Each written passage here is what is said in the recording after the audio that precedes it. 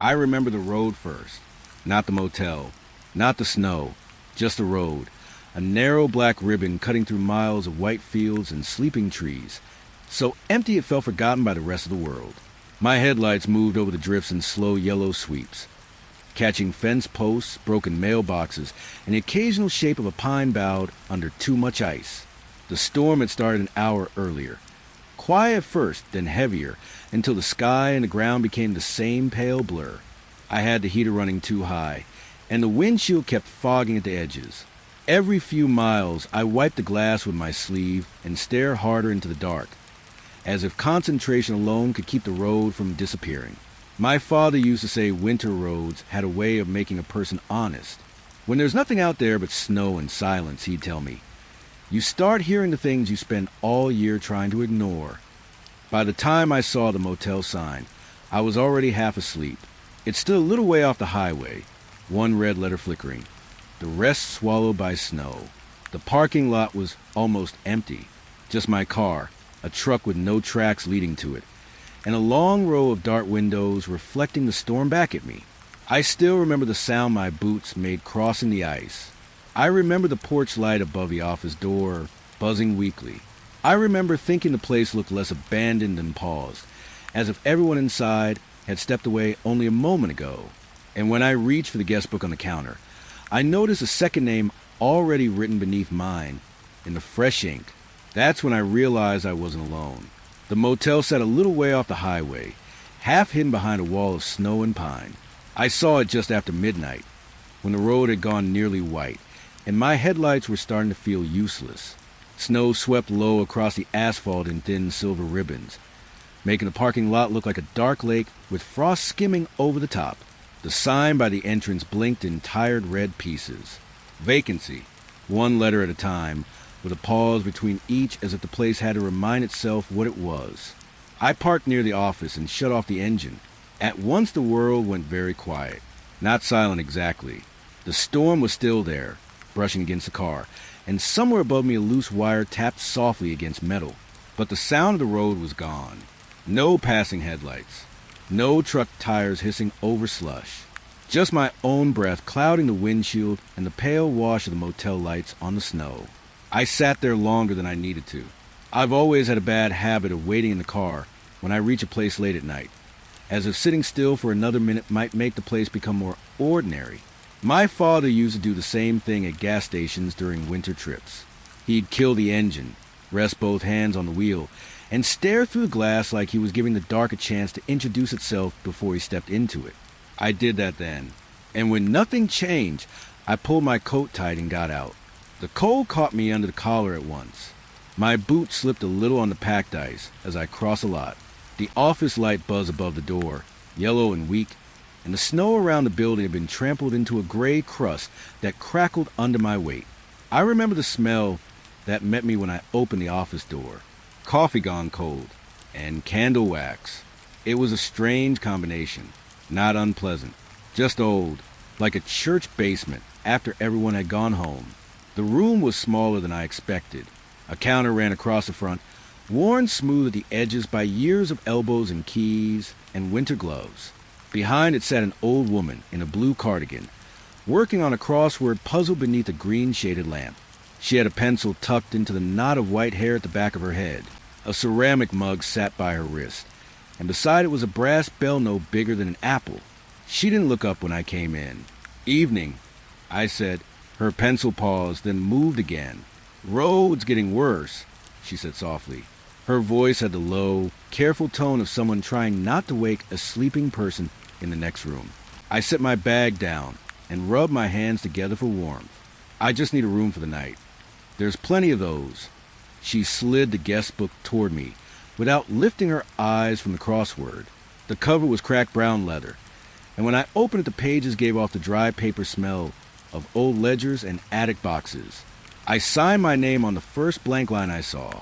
Then I noticed there was already another name written beneath it. Fresh ink, dark enough to shine. I frowned and looked at the date column. My line had tonight's date. So did the one below it. For a second, I thought I'd made some simple mistake. Signed on the wrong line. Maybe, but no.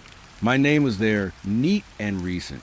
Under it sat another signature, written in a hand I didn't recognize, the letters narrow and pressed hard into the page. Busy night? I asked, trying to sound lighter than I felt. How many rooms are occupied? The brass bell rang. Just once. A clean little note in the middle of the room. I hadn't touched it. The woman hadn't either. Her hands were flat on either side of the crossword, one thumb holding the page down. She still didn't look at me. Not many, she said. That was all. Not many. I waited for more, but none came. She reached beneath the counter and placed a key in front of me. It had a heavy diamond-shaped tag attached to it, faded red with the number 8 painted in white. I picked it up and nearly dropped it again. The key was warm, not room temperature, not just free from the cold, warm in a way a coin might feel if someone had been holding it in their fist for a long time. I turned it over my hand. The woman filled out the crossword clue in the top right corner. Second floor, she said, end of the walkway. I wanted to ask about the name in the book. I wanted to ask about the bell and why she never looked at me, and why the office smelled like something had been burning there earlier in the evening. But the tired part of me was stronger than the curious part. I took the key, thanked her, and went back into the storm. The motel formed a wide U around the lot. 2 floors with metal railings, and doors painted the same dull brown as wet leaves. My room was up the outside stairs, and all the way at the far end. At least, that's how it looked from the office. But the walk felt wrong almost at once. Not dramatic. Nothing I could point to. Just wrong in the quiet way a dream hallway feels wrong. The railings were rimed with ice, and my hand stung when I brushed one for balance. Somewhere nearby a gutter dripped in a slow, uneven rhythm. The yellow bulbs over the doors cast small puddles of light on the concrete walkway, leaving strips of darkness between them that seemed longer than they should have been. I counted doors as I passed. The wind pushed a little harder at my back, carrying the smell of snow and distant pine. I should have reached room 8 after a few more steps. Instead, there was another stretch of walkway, another bulb, another window with the curtains drawn. I stopped and looked behind me. The office seemed farther away now. The red sign at the road blinked through the storm, dim and far off, as though the parking lot had lengthened while I wasn't paying attention. I stood there listening to the weather scrape at the building, trying to decide if exhaustion was enough to make distances feel strange. Maybe it was. Maybe everything after midnight stretches a little. I found room 8 at last at the very end, tucked beside the corner of the building. The lock stuck once before the key turned. Inside, the room was plain and overheated, with floral curtains, a television bolted to a dresser, and a lamp beside the bed that gave off a buttery, tired light. I set my bag down, took off my boots, and sat on the edge of the mattress to listen. The pipes clicked in the wall. A heater rattled and settled. From outside came the softest of snow moving across the lot. I told myself the walk had only felt longer because I was tired, that the key had been sitting near a radiator, that the bell had shifted on the counter when I leaned against it, and I just hadn't noticed. I even laughed a little at myself while I pulled the curtains shut. But later, after I turned off the lamp and lay in the dark with a blanket pulled up to my chin, I heard footsteps on the walkway outside. Slow, soft, coming from the direction of the stairs. They moved past room 6, then 7, then they stopped directly outside my door. I waited for the shadow under the threshold. It never came. I couldn't sleep after that. I lay on top of the motel blanket with my shoes still on, listening to the room settle around me. The heater clicked every few minutes, then gave off a long, tired breath that smelled faintly of dust. Somewhere in the wall a pipe knocked once and went quiet again. I kept my eyes on the pale scene beneath the door, waiting for a shadow to pass over it. Nothing did. After a while I told myself the footsteps had belonged to another guest who'd stopped at the wrong room. That was the sort of thing a tired mind could make into more than it was. I even counted backward from 100 the way my mother used to tell me to when I was small and frightened of thunderstorms. It worked then. It did not work now. The room had that stale motel warmth that makes it hard to breathe deeply. I sat up, reached for the lamp, then stopped. I didn't want more light. I wanted proof that the night outside was ordinary. So I crossed the room in my socks and parted the curtains with 2 fingers. The parking lot lay under a thin skin of blowing snow. The red motel sign near the road was still flickering one broken letter at a time, washing the drifts in a weak pulse of color. Most of the windows around the U-shaped building were dark. A few porch lights burned over the office and stairwell, yellow and thin, but the rest of the place looked as though it had folded in on itself for the night. That was when I noticed the truck. It sat near the far edge of the lot, half turned toward the road, far enough from the building that I would have missed it if I hadn't been looking for something to steady me. It was an old pickup, dark blue, or maybe black beneath the snow. The windshield was buried. Snow had climbed the sides of the tires and gathered in the bed in pale ridges. But the hood was clear. Not clean, exactly. Just bare. A dark shape in the white. With wet shine to it under the parking lot light. I stood there for a long time, one hand still pinching the curtain fabric. The rest of the truck looked as if it had been sitting there for hours, maybe days. The hood looked as if someone had parked it 10 minutes ago and walked away. I should have let the curtain fall. I know that now. Instead, I pulled my coat back on, slipped into my boots without lacing them, and let myself out into the cold. The walkway was empty. The concrete bit through the soles of my shoes as I crossed the lot, and the snow hissed over the asphalt in low streaks around my ankles. The truck grew larger slowly, its shape coming into focus one piece at a time. The side mirror silver with frost, the bent radio antenna, the bed rails powdered white. By the time I reached it, my fingers had gone numb inside my sleeves. Up close, the air smelled sharply of motor oil and frozen rubber. Not strong enough to suggest the engine was running, just enough to make the truck feel occupied by a recent past. I laid my gloved hand against the hood. It wasn't hot, but it wasn't cold either. It held the last of some trapped warmth, as if the metal had only just begun giving it back to the storm. I went first to the driver's side and looked in through the glass. The windows were dark with frost around the edges, but I could make out the shape of a steering wheel and a bench seat with a plaid blanket thrown over one end. No keys in the ignition. No movement. When I tried to handle it, wouldn't budge. All 4 doors were locked. I circled to the back. Snow had drifted into the truck bed, though less than I expected. It had gathered in the corners and along the wheel wells, leaving a shallow hollow near the tailgate, as if something had rested there recently. At first, I thought it was just trash half buried under ice. Then I saw the mitten. It was small, red wool, the kind with a white stitch cuff, stiff with frost and half tucked beneath a flap of snow. A child's mitten. No pair, just one. Beside it lay a Polaroid photograph, face down. I reached in and picked both up. The mitten was hard as wood in my hand. The photo stuck briefly to the damp leather of my glove before coming free. I turned it over under the nearest light. It showed the motel from the road. The picture had been taken in winter, maybe years earlier. The same sign stood at the entrance, though more letters worked in the photograph than they did now. The lot looked fuller too. Cars parked outside the rooms. Tire tracks crossing the snow. The office window lit bright enough to glow. It was the kind of image you might take by accident while trying to remember where you'd stayed. But there was one thing wrong with it. On the second floor walkway, near the far end where my room sat, someone was standing against the railing. The shape was small in the picture, just a dark figure in a pale landscape. No face, no details, only the impression of a person turned toward the camera, as if they had noticed the photograph being taken. A little shiver ran through me then, not from the cold. I turned the Polaroid over. There was a note written on the back in blue ink, the letters pressed deep enough to mark the paper. Don't let it see you watching.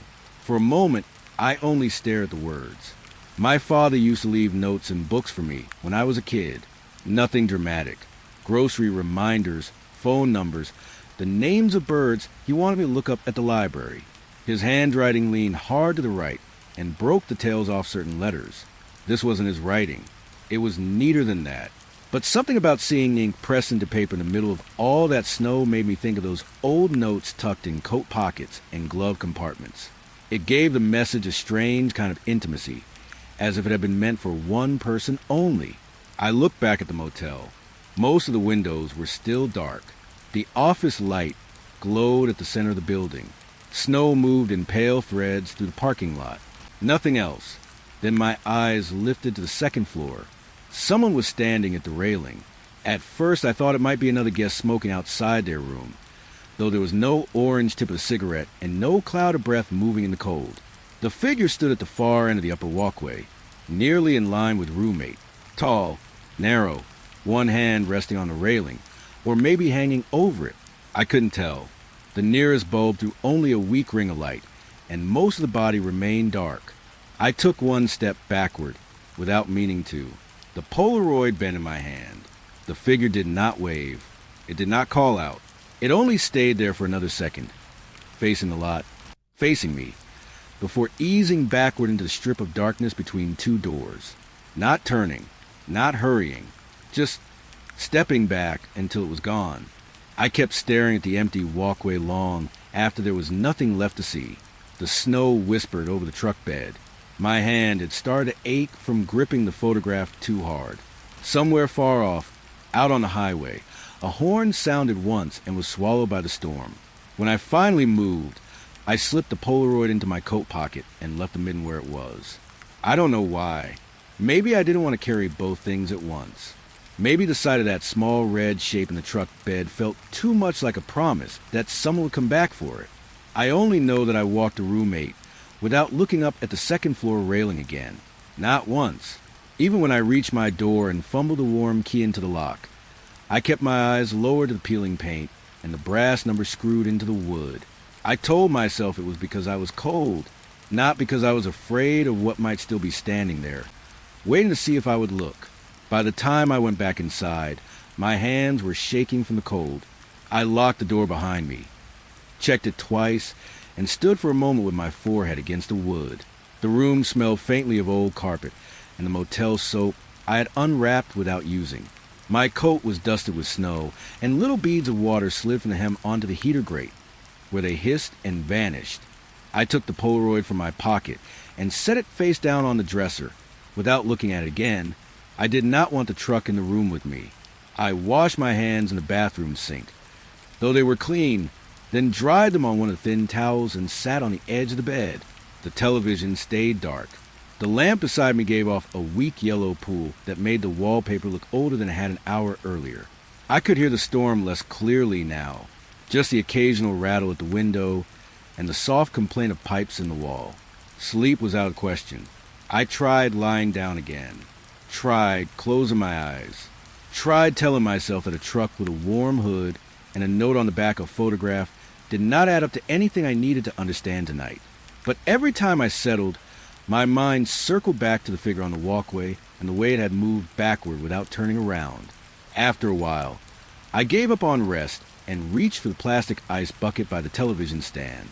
It was a kind motels always seem to have, thin, white, and too light in the hand, with a clear lid that never quite fit. I told myself I was only going to get ice because movement might calm me down. Because there's something useful about having a small task when your thoughts begin to go in loops. My mother used to wipe down the kitchen counters at midnight when she was worried about money. My habit, I suppose, is wandering. I opened the door and stepped back onto the second floor walkway. The storm had softened. Snow still drifted to the parking lot, but more gently now, and the motel lights reached a little farther into the dark. The railing was crusted with white. The office sign buzzed in the distance. I stood there listening for any sign of the person I had seen near the end of the building. Nothing. No footsteps. No door latch. No voice. Only the weather and the faint electrical buzz of old lights doing their best. The ice machine was on the first floor, near the far stairwell. I remembered passing it on my way in, a square metal thing tucked into an alcove beside a vending machine with half its bulbs burned out. From up here, I could just make out its shape below, under a dead light bulb that hung like a blind eye over the alcove. I took the stairs slowly, the bucket knocking once against my leg with each step. The first floor corridor smelled stronger than the upper one. Bleach, mostly, and old cloth, the dry, dusty scent of sheets folded too long in a cupboard. The concrete under the outdoor overhang was damp in places where snow had blown in, and my boots made soft, dark prints as I walked. The machine was humming when I reached it, not loudly, just enough to fill the alcove with a low, steady sound that made the air feel occupied. The dead bulb above it cast no light. So the only brightness came from the vending machine across the hall and the pale square of the parking lot beyond the railing. It was enough to see by, though not enough to make the corners comfortable. I lifted the bucket under the chute and pressed a lever. A clatter came from inside. Not the clean rush of cubes falling into plastic. Not the sharp little crackle of ice against ice. This was slower, harder, like something tapping from within the machine and missing its way out. I frowned and pressed again. The sound repeated. Tap, pause, tap, tap. The bucket stayed nearly empty. For a few seconds I just stood there, hands still on the lever, listening to the machine settle back into its hum. I leaned closer and looked at the front panel. The metal was scratched and dull from years of use. But along the lower edge, I noticed a row of marks I hadn't seen at first. Small half circles. Dozens of them. They had been scraped into the metal in uneven little arcs, one beside another, clustered around the seam where the front panel met the side. Not random scratches. Not damage from keys or luggage. They looked almost careful in their repetition, as if someone had stood here night after night, worrying at the same spot with a bowl of a spoon. I ran my thumb over one of the marks. The edge was rough and cold. There was something about repeated damage that unsettles me more than a single violent thing. A broken plate means anger. 100 tiny scratches mean patience or fear, or time enough to become strange. I thought of the red mitten in the truck bed, the note in blue ink, the fresh signature beneath mine. I pressed the lever again. This time the tapping came from higher up inside the machine, followed by one heavy knock that made the front panel tremble beneath my hand. I stepped back so quickly the bucket struck my knee. The hum continued. A little laugh escaped me then, thin and embarrassed, the sort of sound a person makes when they know they're frightening themselves and can't quite stop. It's jammed, I whispered to no one. That's all. I looked up and down the corridor. Every door was closed.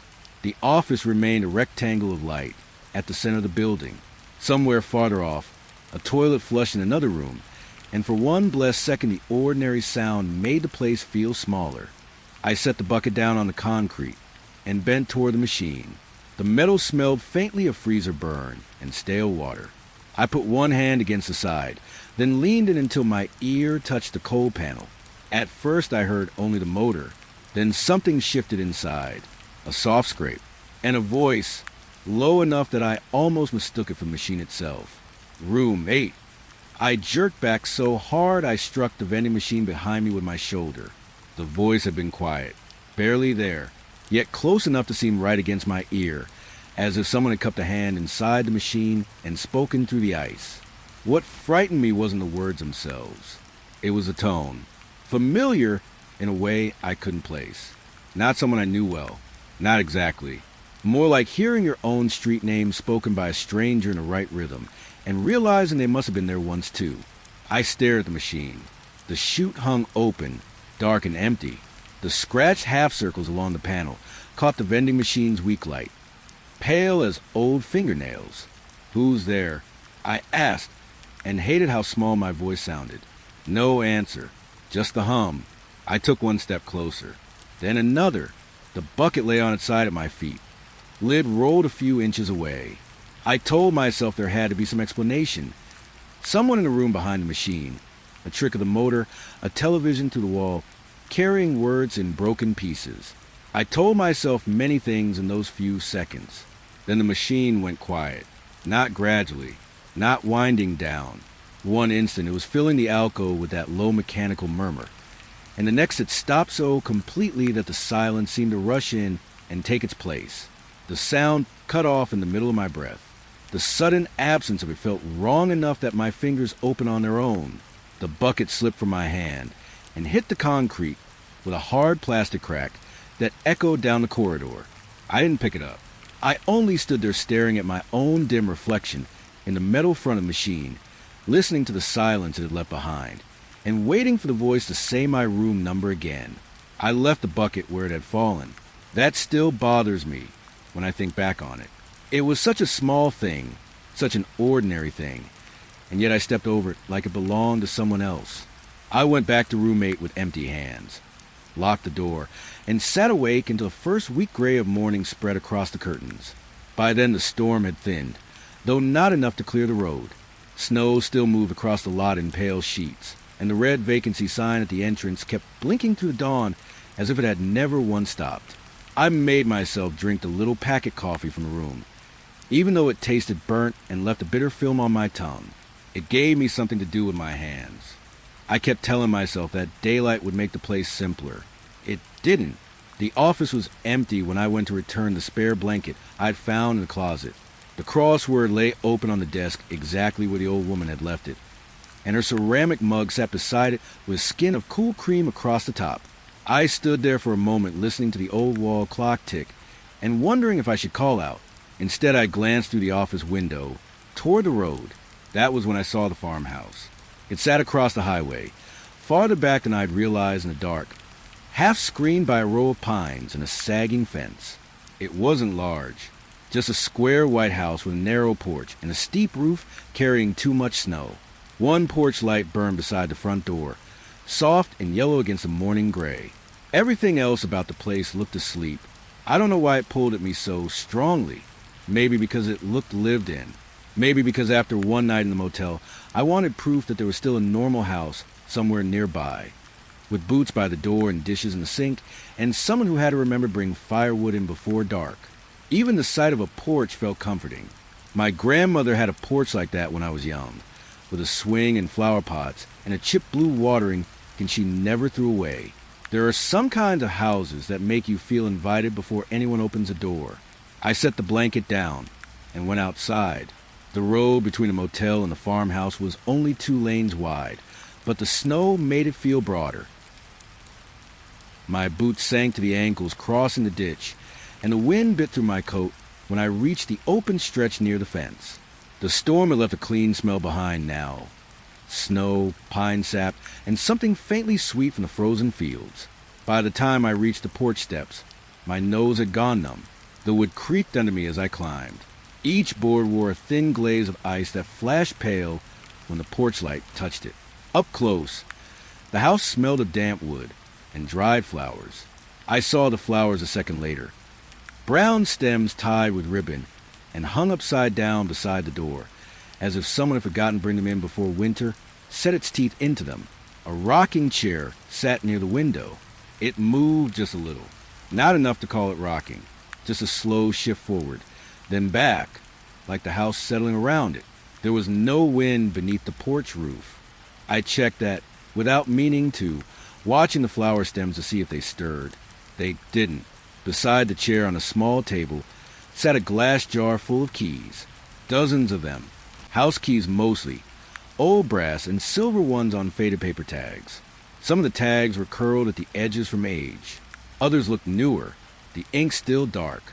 I bent down and turned one gently with my glove. A date was written on it in blue pen. December 14th, 2008. The next one read January 3rd, 2011. Another, February 9th, 2017. I kept going, one after another, until I realized the date stretched nearly 20 years. No names, no addresses, just dates. The kind of quiet record keeping that means something to the person doing it and nothing at all to anyone else. My first thought was that the house belonged to a landlord. My second was that I didn't believe that. The front window beside the chair was dark, but I could see the faint shape of framed pictures on the wall inside. No movement, no television, no sound of footsteps crossing the floor. I raised my hand to knock.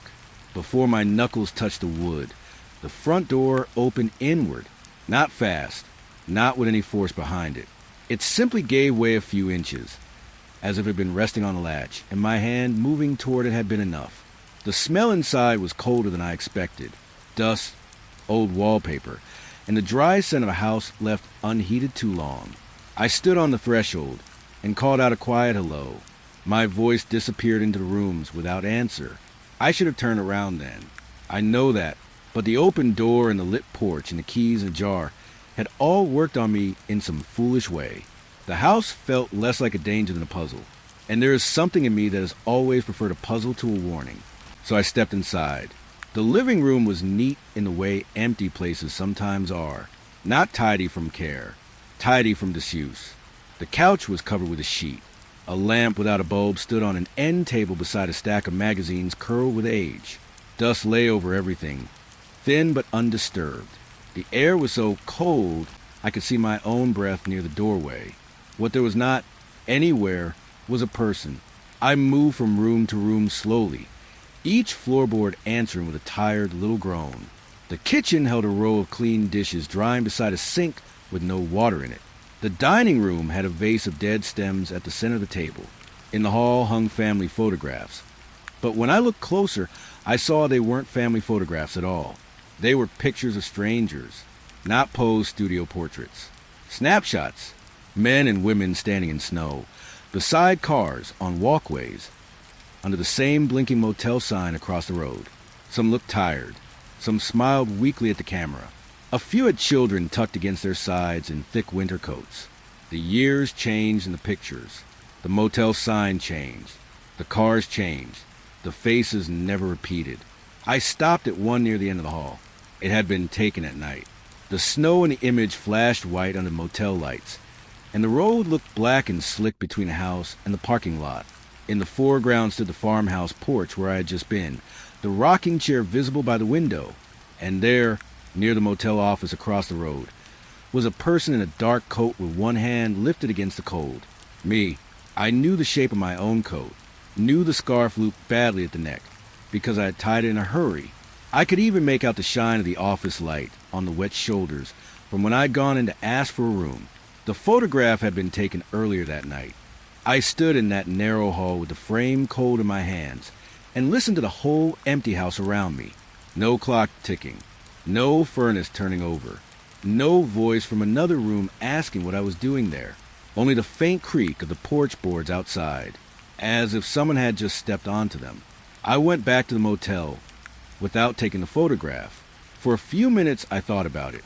I even stood in the farmhouse doorway with my hand on the frame, looking from the picture to the road and back again, tried to decide whether carrying it with me would make anything clearer. In the end, I left it where it was. It felt wrong to remove proof from a place that seemed to survive on it. The snow had started again by the time I crossed the road. Not heavy, just a dry, drifting fall that made the world look farther away than it was. The motel office light glowed in the middle of the lot, and the red sign at the entrance blinked through the weather in its tired, broken rhythm. I remember pausing at the base of the stairs and looking up toward room 8, half expecting to see someone at the railing again. There was no one there, but the place had changed for me by then. That happened sometimes. A room or a building can look exactly the same, and yet once you've seen the wrong thing inside it, every corner feels occupied by that knowledge. The walkway to my room seemed narrower than it had the night before. The bulbs over the doors gave off a weak yellow color that made the snow look dirty. I was almost at room 8 when I heard the television.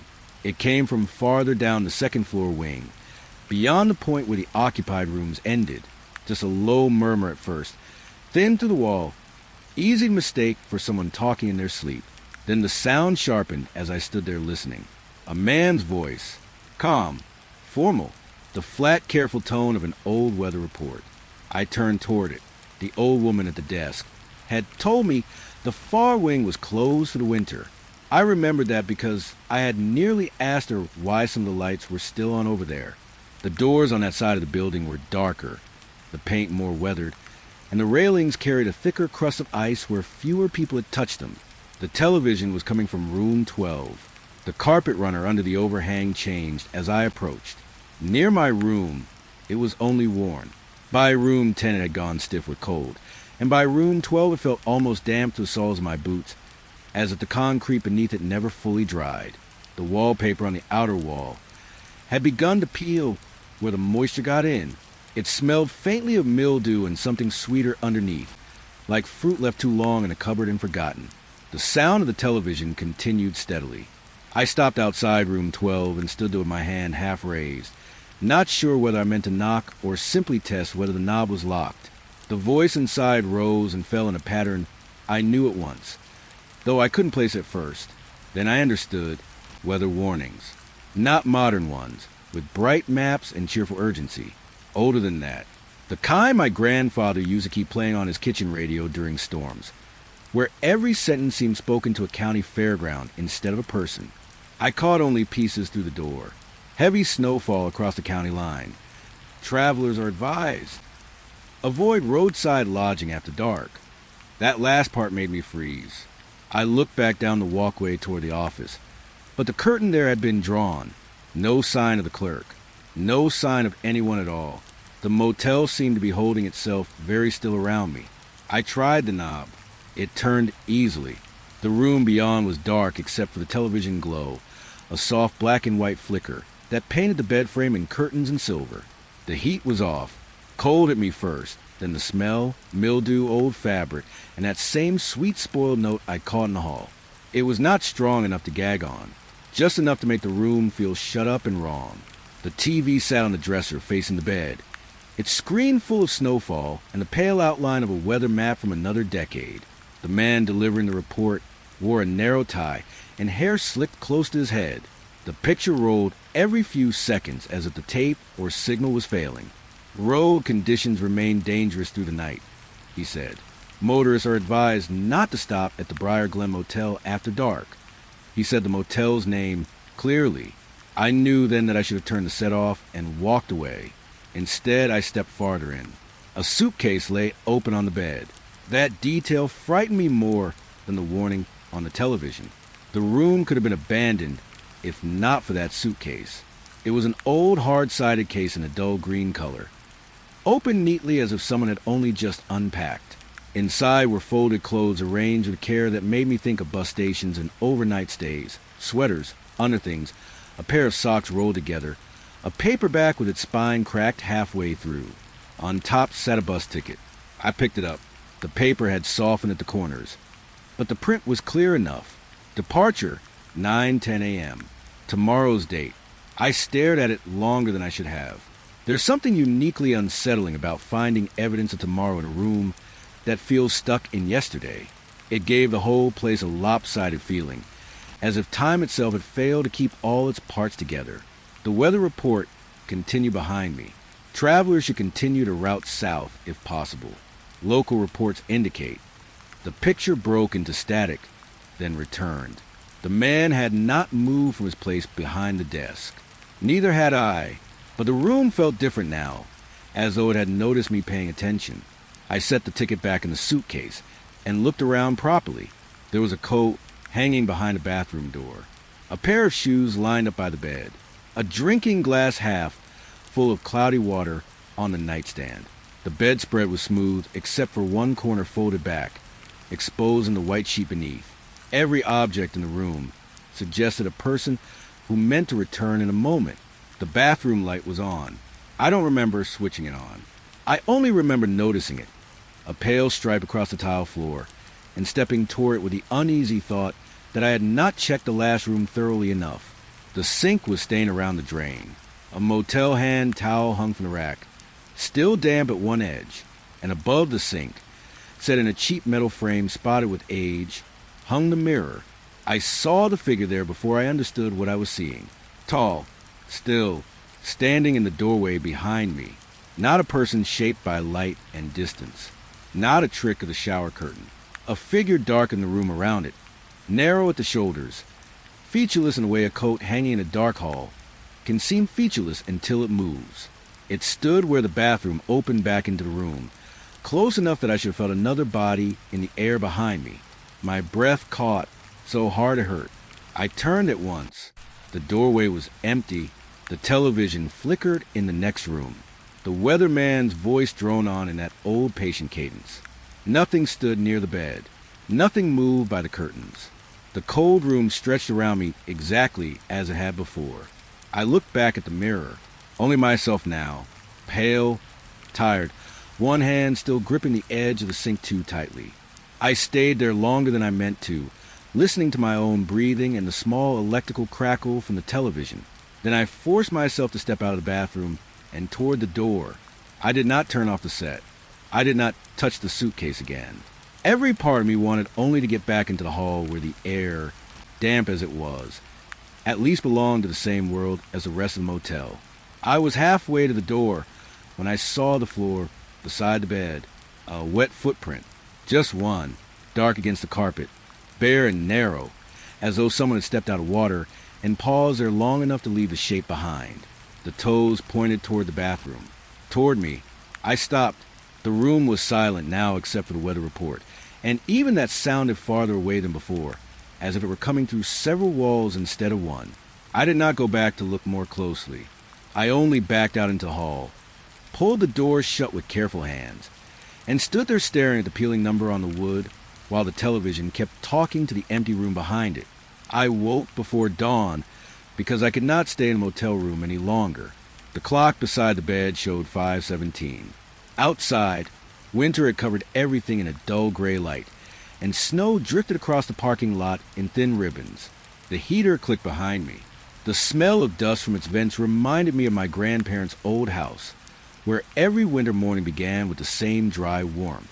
I pulled on my coat and stepped outside. The cold bit through the fabric at once. A narrow side road branched away from the highway beyond the motel. It had not been plowed. Tire tracks disappeared beneath fresh snow, but I could see a faint glow in the distance. Lights. Something open, or at least something lit. I followed the road with my hands buried deep in my pockets. Snow crunched beneath my boots. The sky remained colorless overhead, and the only movement came from loose flakes drifting across the fields. After 10 minutes, the diner emerged from the morning haze. A roadside place with a flat roof and wide front windows. The sign above the entrance flickered weakly. Every light inside was on. I expected relief when I opened the door. Instead, I stopped in the entrance. The room smelled of burnt coffee and hot grease. Not fresh cooking, not breakfast beginning. The scent of meals left behind. The bell above the door gave a soft ring. No one answered. The counter stretched along one side of the room. Red stools stood neatly arranged. A newspaper lay open beside a mug that still held a little coffee at the bottom. Every table looked occupied, or had been. Half-eaten eggs, toast with a bite missing, coffee cups cooling beside folded napkins. One plate held a piece of pie with a fork resting in it, as if everyone had stood up at the same moment and walked away. I listened. Nothing from the kitchen, nothing from the back rooms, only the faint ticking of a wall clock. Then music started. I turned toward the front window. A jukebox stood there beside a row of empty booths. Its colored lights blinked softly. A song began playing. 3 seconds later, it dissolved into static. The music cut off. Silence returned. A few moments passed. Then another song started by itself. Different tune, different singer. Again, it lasted only seconds before the sound broke apart and vanished. I watched the machine for nearly a minute. No one touched it. No one stood near it. Yet the selections kept changing, each one ending the same way. The third song stopped, and I noticed something on the glass beside it. The window had fog from the warmth inside. Someone had drawn a figure into the moisture, a simple shape, head, body, one long arm raised, pointing. I stepped closer. My breath clouded the glass as I followed the direction of that arm, through the pale morning light, across the empty road and snowy field. I could just make out the motel. The figure was pointing directly toward it. I stared longer than I meant to. A small knot formed in my stomach, not because of the drawing itself, because the moisture around it looked fresh. The edges had not begun drying yet. I turned away and walked behind the counter. The floor tiles felt sticky beneath my shoes. A coffee maker sat near the register. Steam no longer rose from it, but when I touched the side of the pot, it was warm, very warm. I lifted it carefully. Fresh coffee sloshed inside. Someone had made it recently. The smell carried me back to late-night college study sessions when I used to drink too much coffee and convince myself I wasn't tired. For a second, that memory felt more real than the diner. Then the jukebox crackled again. I nearly dropped the pot. A burst of static filled the room. Then silence. I set the coffee down.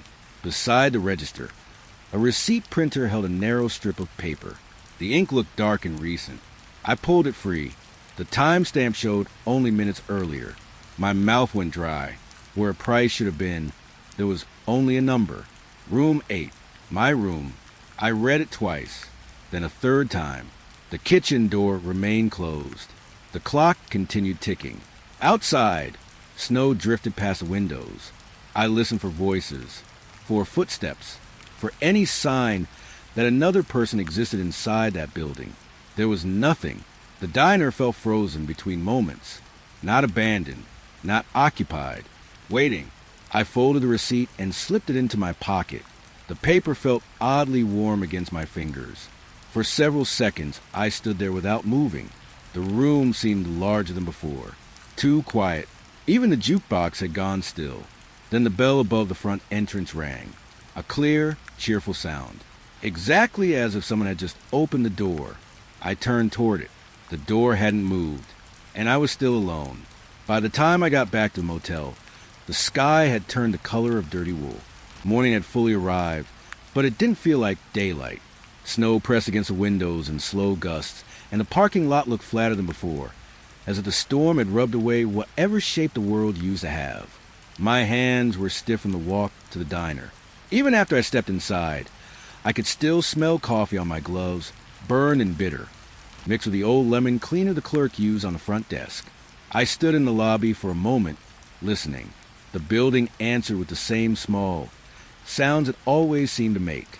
A pipe settling in the wall, the ice machine buzzing somewhere down the hall, a heater clicking on and then thinking better of it. No voices, no movement. The clerk was gone again. I told myself I only wanted to get back to my room, lock the door, and sit on the edge of the bed until my breathing slowed down. But when I passed the vending machines near the far end of the first floor hallway, I noticed something I was sure had not been there the night before. A narrow gray fire door, tucked into the wall beside the ice bucket shelf. It was so plain I might have missed it if the light above it hadn't been flickering. Just a metal bar across the middle and a little red sign that read staff only in peeling letters. I stopped with one hand still in my coat pocket and stared at it, trying to remember whether I had walked past it 10 times already without seeing it. That was possible. I was tired.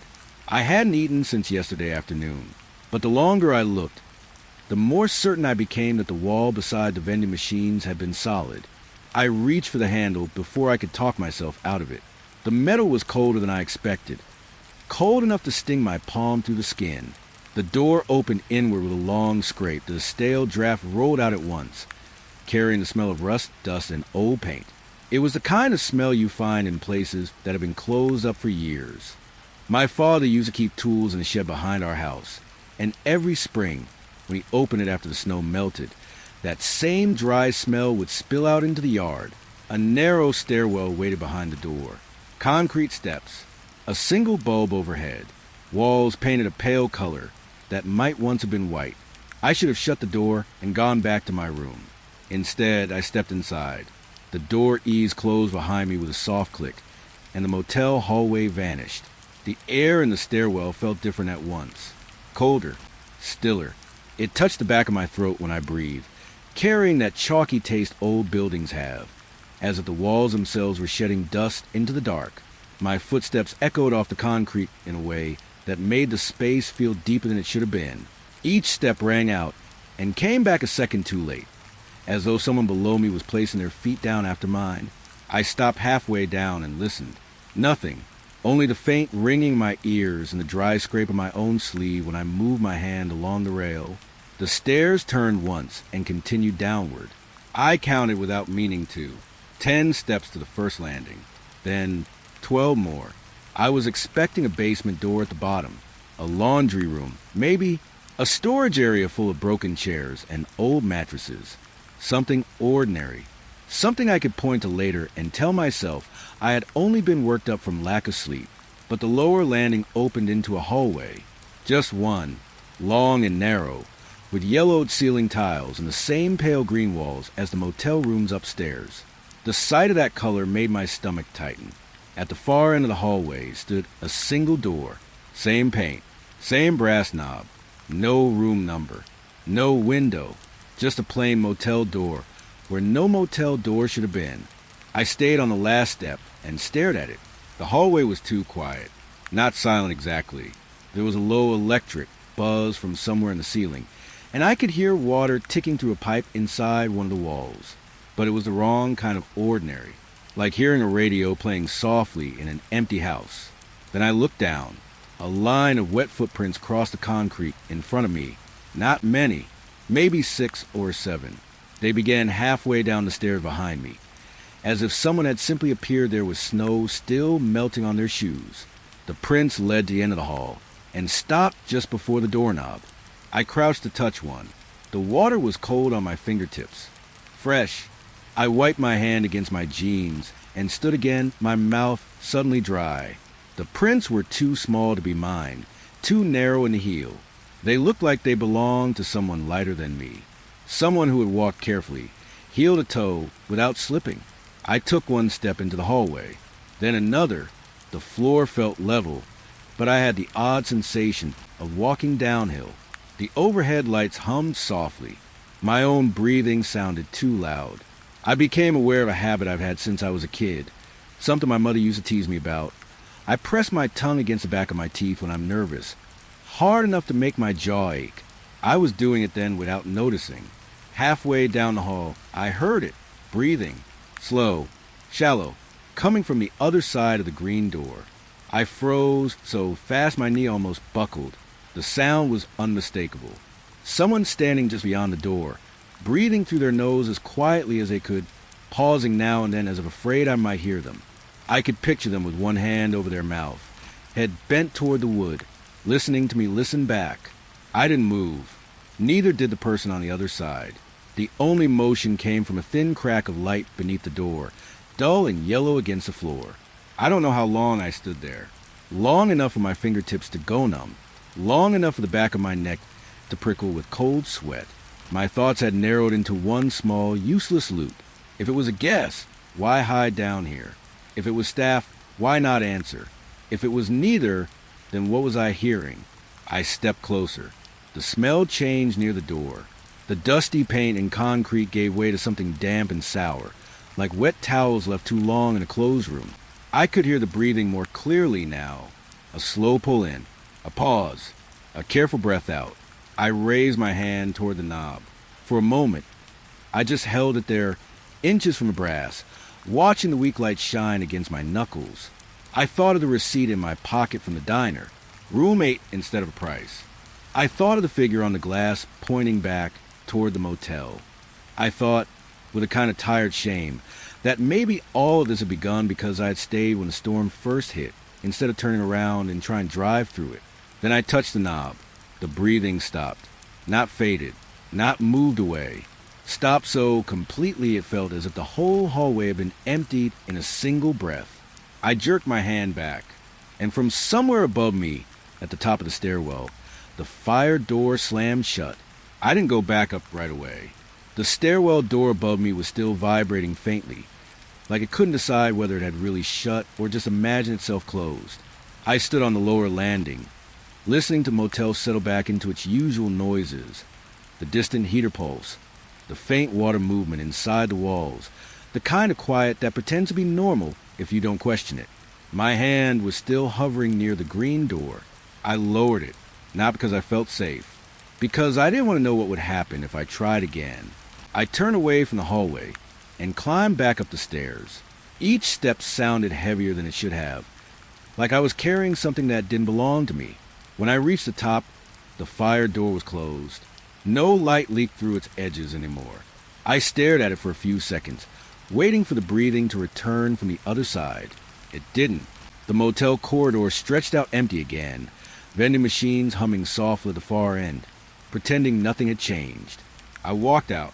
Outside, the snow had thickened. The parking lot was nearly white without shape, and the wind pushed small drifting lines across the road like erased handwriting. My car sat where I left it, half covered, windshield film with frost that looked almost like dried smoke. I opened a door and sat inside. The interior was colder than the air outside. My breath showed in short, uneven bursts as I started the engine.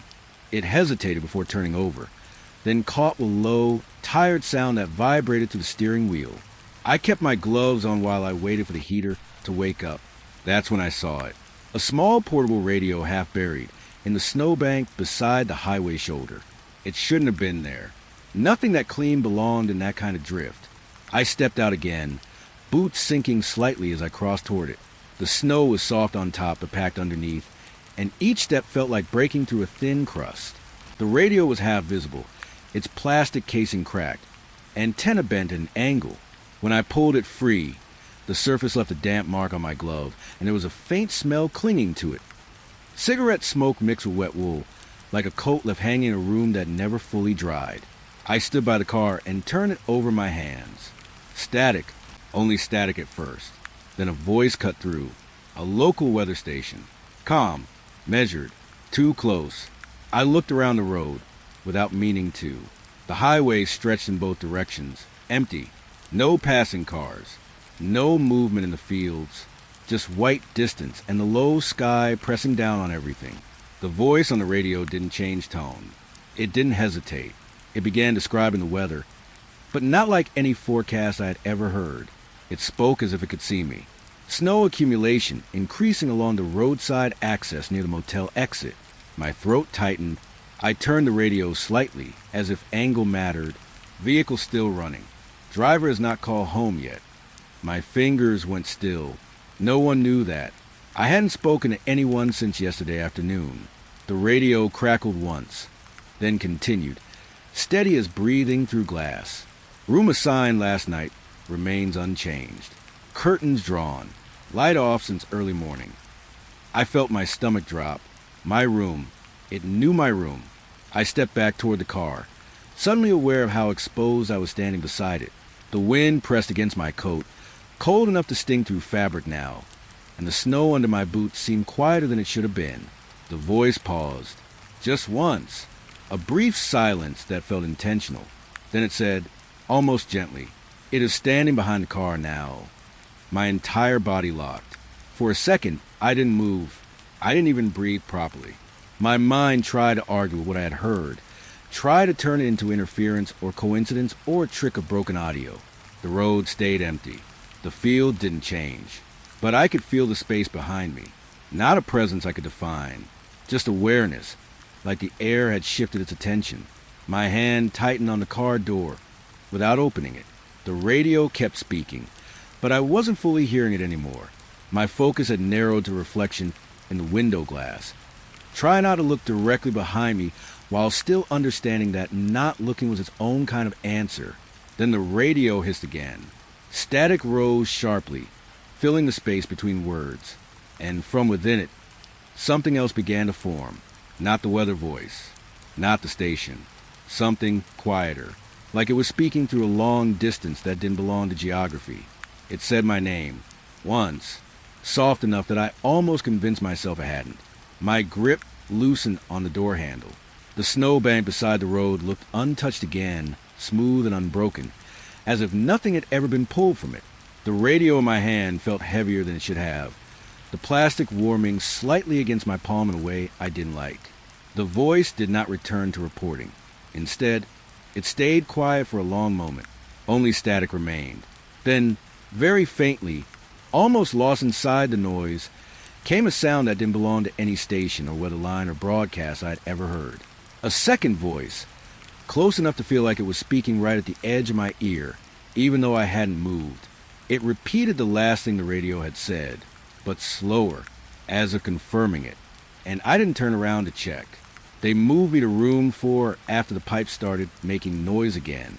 It wasn't a loud sound at first, just a metallic rattle inside the wall behind room 8, like something shifting its weight in a space too small for it. I stood there in the hallway for a long time listening to it, my hand still holding the radio I shouldn't have brought back with me. The clerk didn't ask questions this time, just keys sliding across the counter. Room 4, same price, same flat tone, like nothing unusual had ever happened inside this building. I remember noticing how cold the key felt in my palm. Not metal cold, more like it had been sitting in water that never warmed up. The corridor to room 4 smelled faintly of lavender cleaner. Someone had tried to cover something older underneath it, something like wet plaster and dust trapped too long behind paint. My footsteps made a dull sound on the carpet, as if the floor was tired of being walked on. When I opened the door, the room looked almost normal. Almost. The bed was made too tightly. corners pulled sharp enough to look uncomfortable. Curtains hung straight, blocking most of the winter light, letting only a thin gray strip into the room. The air felt damp in a way that clung to my skin without being visible. I set the radio on the small table near the bed. It didn't speak again, just soft static, like it was resting. The bathroom light buzzed when I switched it on. Inside, the mirror was the first thing I noticed. Old glass, edges darkened like bruises spreading inward from the frame.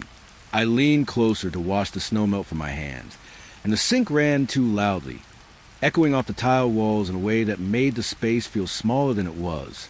The water was almost too cold, sharp enough to sting my fingers awake. When I looked up, my reflection didn't move at the same time I did. At first, I thought it was my eyes adjusting. A delay so slight, it could have been nothing. But I blinked again. My real eyes closed. The reflection's eyes stayed open a fraction longer. Watching me, I froze with my hands, still wet over the sink. The room behind the reflection felt wrong in a quiet way, like it had been rearranged without permission. My shoulder lowered in real life, but in the mirror it stayed raised for a moment before following. Not imitation. Reaction. The reflection was slightly behind me, then slightly ahead, as if it couldn't decide which version of time it belonged to. I whispered something under my breath. Not even words, just sound. The mirror did not echo it. It waited. Then the reflection turned its head on its own. Not me, just the glass version of me. Slowly, like it was listening to something I couldn't hear. My chest tightened in a way that made breathing feel deliberate instead of automatic. I kept my eyes on it, afraid that looking away would confirm I had more freedom than I did. My real hand moved toward the sink. The reflection's hand stayed still, then moved after. Too late, too certain, on the fogged surface of the glass. Letters began to appear, not drawn by me, not written by anything I could see. The condensation formed uneven strokes, like a child pressing too hard with a wet finger. You came back this time. I didn't remember ever leaving. The sentence stayed there for a long moment, as if waiting for disagreement. My throat felt dry despite the humidity in the room. Behind me, the bathroom door was open. I could see part of the bed through the gap, perfectly still, untouched. The reflection shifted again. This time its eyes drifted past me, toward the door. I turned my head in real life just slightly, enough to check the corner of my vision. Nothing there, but in the mirror, the door had started to move, slowly swinging inward. No hand on the handle, no sound from the hinges, just a quiet opening, like the room had decided to let something in without informing me. My real body remained frozen at the sink. My reflection kept watching the doorway, and I realized something that made my stomach tighten further. The reflection was not copying the door. It was anticipating it, as if it already knew what would appear before I did. The glass began to clear in uneven patches, the fog pulling away from the center outward, revealing more of the reflected room than I could see directly behind me. My real vision stayed fixed on the empty bathroom, but in the mirror, the space behind me was no longer empty at all. The door in the reflection swung wider. Not fast, not forced, just inevitable. And I stayed there, unable to turn around, watching only what the glass chose to show me as it kept opening. The night had already settled when I first heard the sounds next door. Room for was thin in a way I hadn't noticed before. Not physically thin, but sound thin, like the walls had stopped trying to separate lives. I lay on the bed without moving, coat still on, shoes left half unlaced, listening to the space beside me come alive. There was unpacking, slow, careful unpacking. A hanger sliding along a metal rod. A drawer opening and closing with gentle patience. Shoes being placed one at a time on the floor. Each sound felt too precise to be accidental, too thoughtful for emptiness. The smell came next. It slipped through the vent above the bed. Pine soap, clean, sharp, almost outdoors. It mixed with the colder air that drifted in whenever the unseen window in the next room opened and shut again. I could tell because the temperature of my room shifted each time, brushing over my wrists and neck like something passing through without asking. I sat up. My throat felt dry, like I hadn't spoken in hours.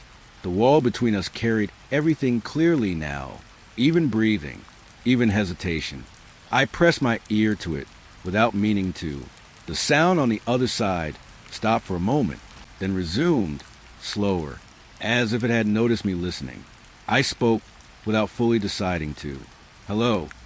My voice felt small in the room, smaller than I expected. The unpacking paused completely.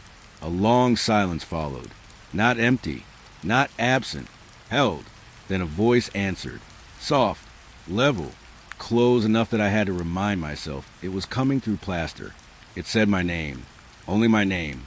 No greeting before it. No question after. Just recognition. I didn't answer right away. My pulse felt uneven, like it was trying to find a rhythm it had lost. The voice continued after a moment. "You're awake earlier than last time." My fingers tightened around the edge of the blanket. Last time, the words didn't belong in a conversation between strangers in motel rooms. I asked the only thing I could think to ask. "Who are you?" Another pause. Longer this time. The kind that feels like someone is choosing what version of truth to use. Then the voice spoke again. "I checked in 3 winters ago. I never found the road out again." The words made something shift in my chest. Not fear exactly, but recognition of something I didn't want to recognize. The room around me felt narrower, the air closer to my skin. I stood up and walked slowly toward the wall, placing my hand flat against it. It was colder than I expected. Not room temperature. Not alive with heating like mine. Cold like something that hadn't been warmed in a long time. "Where are you now?" I asked. The answer came almost immediately. "Next to you." My breath stopped for a second. Not because of the words alone. Because of how certain they sounded. Behind the wall, I heard movement again. Not unpacking this time. Just shifting. As if someone had turned to face me directly. I tried to step away from the wall, but I didn't go far. My feet felt unsure of the floor, like it had softened slightly under me. The voice spoke again, quieter now. "I know your name because I heard it before you arrived. I know the creek behind your first house." My throat tightened. No one should have known that. Not the creek. Not the narrow strip of water behind the old fence where I used to stand alone after school, throwing stones into slow-moving current, while pretending I wasn't waiting for anything in particular. The voice continued without urgency. "I know the song your mother used to hum while cooking." That detail landed differently. Heavier, more precise than memory usually feels when someone else holds it. I closed my eyes for a moment. I could hear it then faintly, or maybe I was imagining it. A tune without words. Soft and looping. The kind of sound that used to drift through a kitchen in the evenings when everything felt safe without needing to prove it. I opened my eyes again. The wall was unchanged. But I no longer trusted what unchanged meant. I spoke again, though my voice came out thinner. "Why are you here?" A long pause followed. Then the answer arrived with a calm that felt practiced. "I was here before you forgot the road." The air in the room felt colder after that sentence. Not in temperature, in weight, like the space had become aware of itself listening. I backed away from the wall, slowly. The bed creaked under my weight when I sat down again, and the sound felt too loud, too honest. Next door, the silence returned. Not empty, waiting. I stayed awake without knowing how much time passed. At some point, the heater clicked off. At some point after that, the unpacking stopped entirely. Morning came without announcement. No shift in feeling. Just a gradual brightening through the thin curtains until the room became pale and colorless. I stood up and opened the door to room 5. The lock turned too easily, too willingly. Inside, there was no sign of a guest. No bed, no luggage, no carpet on the floor. Only bare wooden boards, covering a thin layer of snow that had drifted in through an unseen opening somewhere above. The snow wasn't disturbed, not by footsteps, not by movement, just resting there, evenly spread, as if the room had never been furnished at all. I stood in the doorway longer than I should have, listening for anything that would confirm I hadn't just spoken to an empty wall through the night. But there was only the quiet of a room that had never learned how to hold a person, and I did not step inside. The hallway outside room 4 looked unchanged at first. Same carpet pattern, same dull lighting, same vending machine hum at the far end. But when I walked toward the stairs, I passed the fire door I had used yesterday. It was gone, just a plain wall now, painted over so cleanly it looked like it had never opened at all. I turned back. Room numbers had shifted. Room 4 was now room 6. My key still worked. Inside, nothing inside the room had moved except the view outside the window. The motel parking lot was reset. My car sat in the same place, but the snow around it had no tire marks, like I had never arrived. I stayed there too long, watching the same flakes drift in the same direction without change. Then I noticed something on the nightstand. A new key, labeled 4, warm to the touch, and heavier than metal should feel. When I looked up, the hallway outside the door had already changed again, and I had not moved. A faint sound came from behind the bathroom wall, like someone waiting for me to choose wrong. I found the stairwell again, or thought I did. It appeared between room 6 and the ice machine, where only wallpaper had been before. This time the door was already open. Cold air spilled out, carrying a metallic scent like old coins pressed into stone. I descended immediately. No hesitation this time.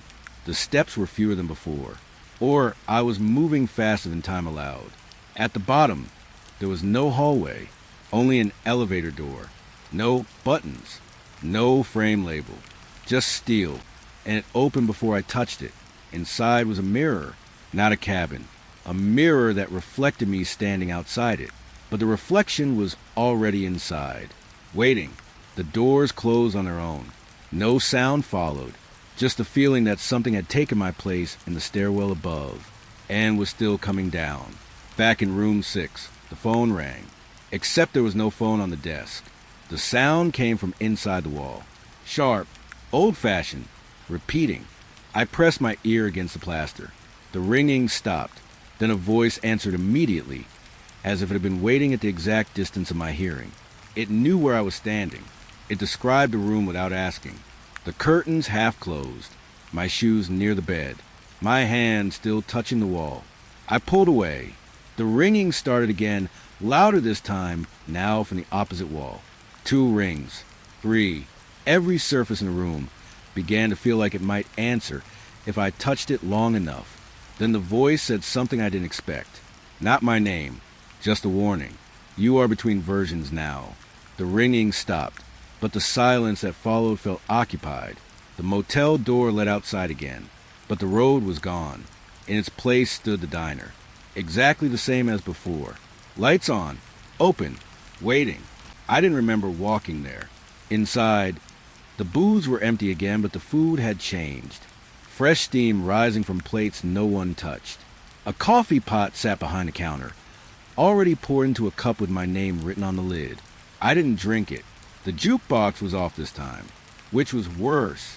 On the window, the drawing had been erased, replaced by something new. A handprint, pressed from the inside of the glass, pointing inward, not toward the motel, toward me. The bell above the door rang once, but the door never opened, and I realized I hadn't entered at all. Back in the motel, every room door stood slightly open, every single one. A line of identical rooms stretching in both directions, all lit the same pale color. I walked slowly, counting. Then backward numbers appeared. Room 0, room -1, room -2. My key was heavier now, almost pulsing in my pocket. At the end of the hallway, there was one door that had not been there before. No number, just a lock shaped like an absence. I raised the key without thinking, but before I inserted it, I heard breathing behind me. Close. Patient.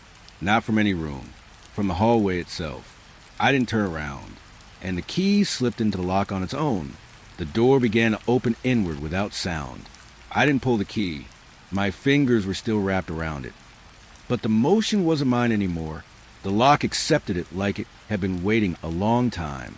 A soft turn. No resistance. No sound that felt real. The door in front of me opened inward by a fraction, then a little more, like it was remembering how space worked. Behind me, the hallway breathing stayed close. Not louder, just closer. I stayed facing forward because I understood something without being told. Whatever was behind me was no longer the only thing trying to reach me. The room inside the door was not a room. At least not at first glance. It looked like a corridor folded into itself. Same wallpaper as a motel, but stretched too far in both directions, like someone had pulled the building until it forgot its own edges. The air coming from inside felt warmer, but wrong in a way I couldn't name. Not comforting, not safe, just altered. My feet stepped forward before I decided to move. The hallway behind me didn't close. It simply stopped existing in my awareness, like a thought erased mid-sentence. Inside, the floor was carpeted, the same pattern as the motel, but the stripes didn't line up. They shifted slightly whenever I tried to focus on them, as if the design refused to stay still under attention. The door behind me clicked shut on its own. No slam, no finality, just a quiet agreement that I was no longer allowed to go back the way I came. I turned slowly. The door was gone. There was only more hallway now, stretching forward, and somehow behind me too. I don't know how I understood that last part. I just did. Every direction felt duplicated, like the building had stopped respecting orientation. I started walking, not because I wanted to, because standing still felt like choosing to be erased first. The lights above me flickered, but not in rhythm. Each one seemed to hesitate before deciding whether to exist. My footsteps didn't echo correctly. Sometimes they came back before I made them, sometimes not at all. Halfway down the corridor, I saw a door numbered 4, then 4 again, then 4 on both sides of me at once. I stopped. The number wasn't repeating. It was observing me from different angles. My pocket felt heavier. The motel key was still there, but now there were more keys with it. I didn't remember collecting them. Cold metal pressed against my palm through the fabric. I didn't look. Not yet. A faint sound came from the walls, not the breathing from before. Something like conversation happening too far away to fully form into words. I pressed my hand against the wallpaper. It felt slightly damp, warm in some places, cold in others, like different moments of time were leaking through the same surface. A voice formed behind the wall. Not loud, not directed, just present. You're moving to the stored version now. I didn't answer. I wasn't sure there was a correct way to respond to that. The hallway ahead bent slightly to the left, but only when I wasn't looking directly at it. When I tried to focus, it straightened again, like it didn't want to be caught changing. I kept walking anyway. At some point, the carpet became tile, then wood, then carpet again. I stopped trying to track transitions. They didn't matter anymore. What mattered was that I was still inside, and something else was still behind me, or beside me, or ahead. The difference was fading. A door appeared without warning. Room 8, my original number. The paint looked newer than everything else around it, almost freshly applied. I stood in front of it for a long time, long enough that I stopped feeling the weight of my own breathing. Then I noticed something on the floor, wet footprints, leading out of the room, not into it. They were facing me, as if someone had walked out of room 8 and stopped exactly where I was now standing. The door knob turned slowly on its own, not opening, just testing. I stepped back. The footprints shifted slightly, not moving, just updating, like they were remembering a different version of how they had formed. The voice returned, closer than before, not from the wall this time, from the space between the lights. You stayed after the road ended. My throat tightened. I didn't remember a road ending, but I also didn't remember it continuing. The hallway lights dimmed one by one, not in sequence, but in recognition, like something was being counted backwards. I looked down at my hands. The extra keys were gone. Only one remained. Room 4, warm again. The number I had started with after everything began shifting. Behind me, the corridor felt longer. Ahead, shorter. Both were correct. I realized I had stopped walking without noticing. The door to room 8 opened fully now. Inside was only darkness. Not empty darkness. Occupied darkness. Like something had been living there long enough to learn the shape of absence. A sound came from inside. Not breathing this time. A voice trying to remember how to speak. It said my name, but not the way I say it in my head. The way someone else would say it after knowing it too long. My hand moved slightly toward the door. I didn't stop it, but I didn't let it finish moving either. Something behind me shifted again. Not footsteps, not sound, just attention. I didn't turn, and the hallway, for the first time since I arrived, felt like it was waiting for me to decide which version of it would remain real. I chose room 4, without meaning to. My feet moved before the decision finished forming. The hallway didn't resist. It simply rearranged itself around the choice. Room 8 faded as I turned away from it, not disappearing exactly, just becoming less certain in my memory, like a place I might have only imagined standing in front of. Room 4 remained. Always room 4. The key in my hand was warm again, not metal warm, more like it had been held recently by someone else and never fully let go. When I reached the door, it opened on its own. The room looked unchanged at first. Bed, curtains, small table, bathroom light faintly buzzing behind a closed door. But the air inside felt different, heavier near the corners, lighter in the center, like the room had stopped agreeing with itself about where things belonged. I stepped in, and the door closed without touching it.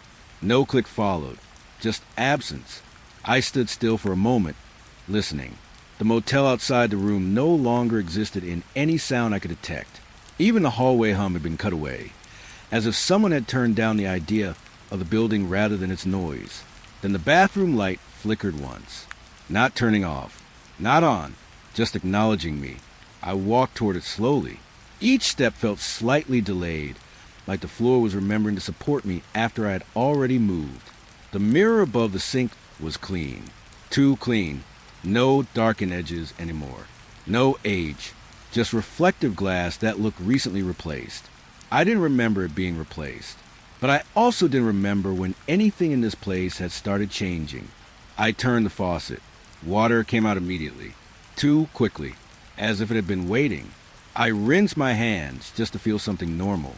Cold water, real pressure, familiar sound. For a brief moment, I almost believed the room had reset itself. Then my reflection didn't follow the motion correctly. My hands were under the stream. The reflection's hands were still above it. Not paused, not delayed this time. Simply choosing not to participate. I froze. The water kept running. Too loud in the small space. The reflection slowly lowered its hands after a few seconds, as if reconsidering. Then it looked directly at me. Not at my eyes, at the space behind them. I stepped back from the sink. The reflection didn't step back. It stayed where it was, closer to the mirror than I was, as if the glass had become a boundary only one of us had to respect. A sound came from the hallway, a suitcase rolling, slow, careful, the kind of sound someone makes when they already know exactly how long they plan to stay. I turned toward the bathroom door. It was closed. I hadn't closed it. The suitcase sound stopped outside room 4. Silence followed. Then a knock. Not urgent, not polite, just confirming presence. I didn't answer. The reflection in the mirror tilted its head slightly, like it was listening through me instead of with me. Another knock, longer this time.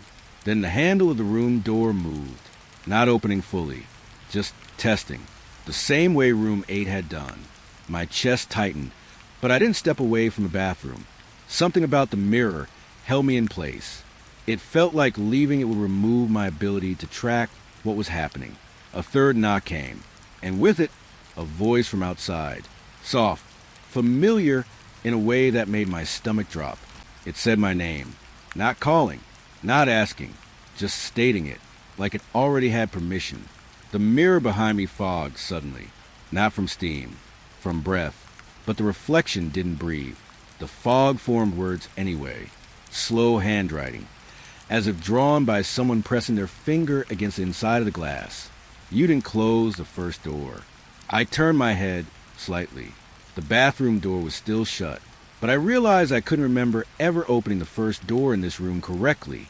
The moment I entered, the moment any of this started, there was a gap in it, not missing time exactly, more like a hinge that had never been fully attached. Another knock, closer now, inside the room, not outside anymore. The reflection stepped forward, just one movement, and pressed its palm against the glass from the inside. My hand lifted without permission, not touching yet, just responding. The mirror darkened around the edges again, but in reverse. The center stayed clear, and inside that clear space, I saw something I hadn't seen before. Not my reflection, not the room, a hallway, stretching behind the mirror, exactly like the motel, but occupied, not empty.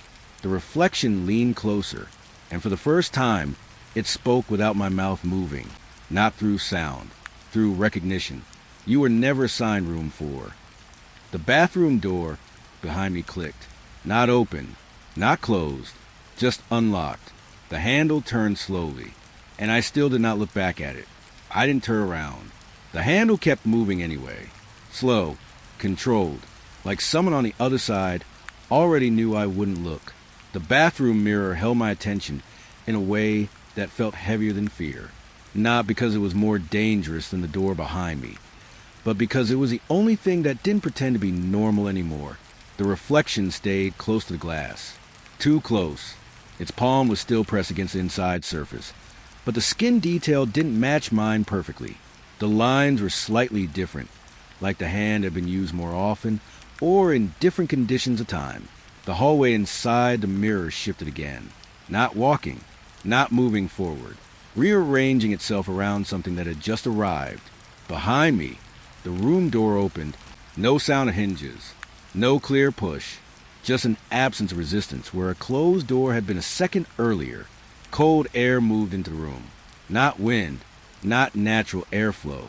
More like the room had exhaled and decided not to take that breath back. I stayed facing the mirror. The reflection did not look past me. It watched me like I was the weaker version of something it already understood. A suitcase rolled again across the carpet, closer than before. It stopped near the bathroom entrance. I still didn't turn. There was a habit I remembered then, strangely clear even in that moment.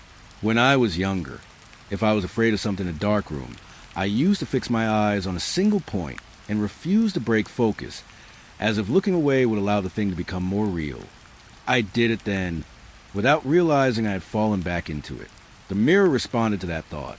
The reflection blinked, but I didn't, at least not at the same time. A delay again, but not a simple one. More like we were no longer bound to the same sequence of decisions. The reflection spoke again, not with its mouth moving this time, just inside the surface of the glass. You keep choosing rooms that already chose you. The suitcase outside shifted.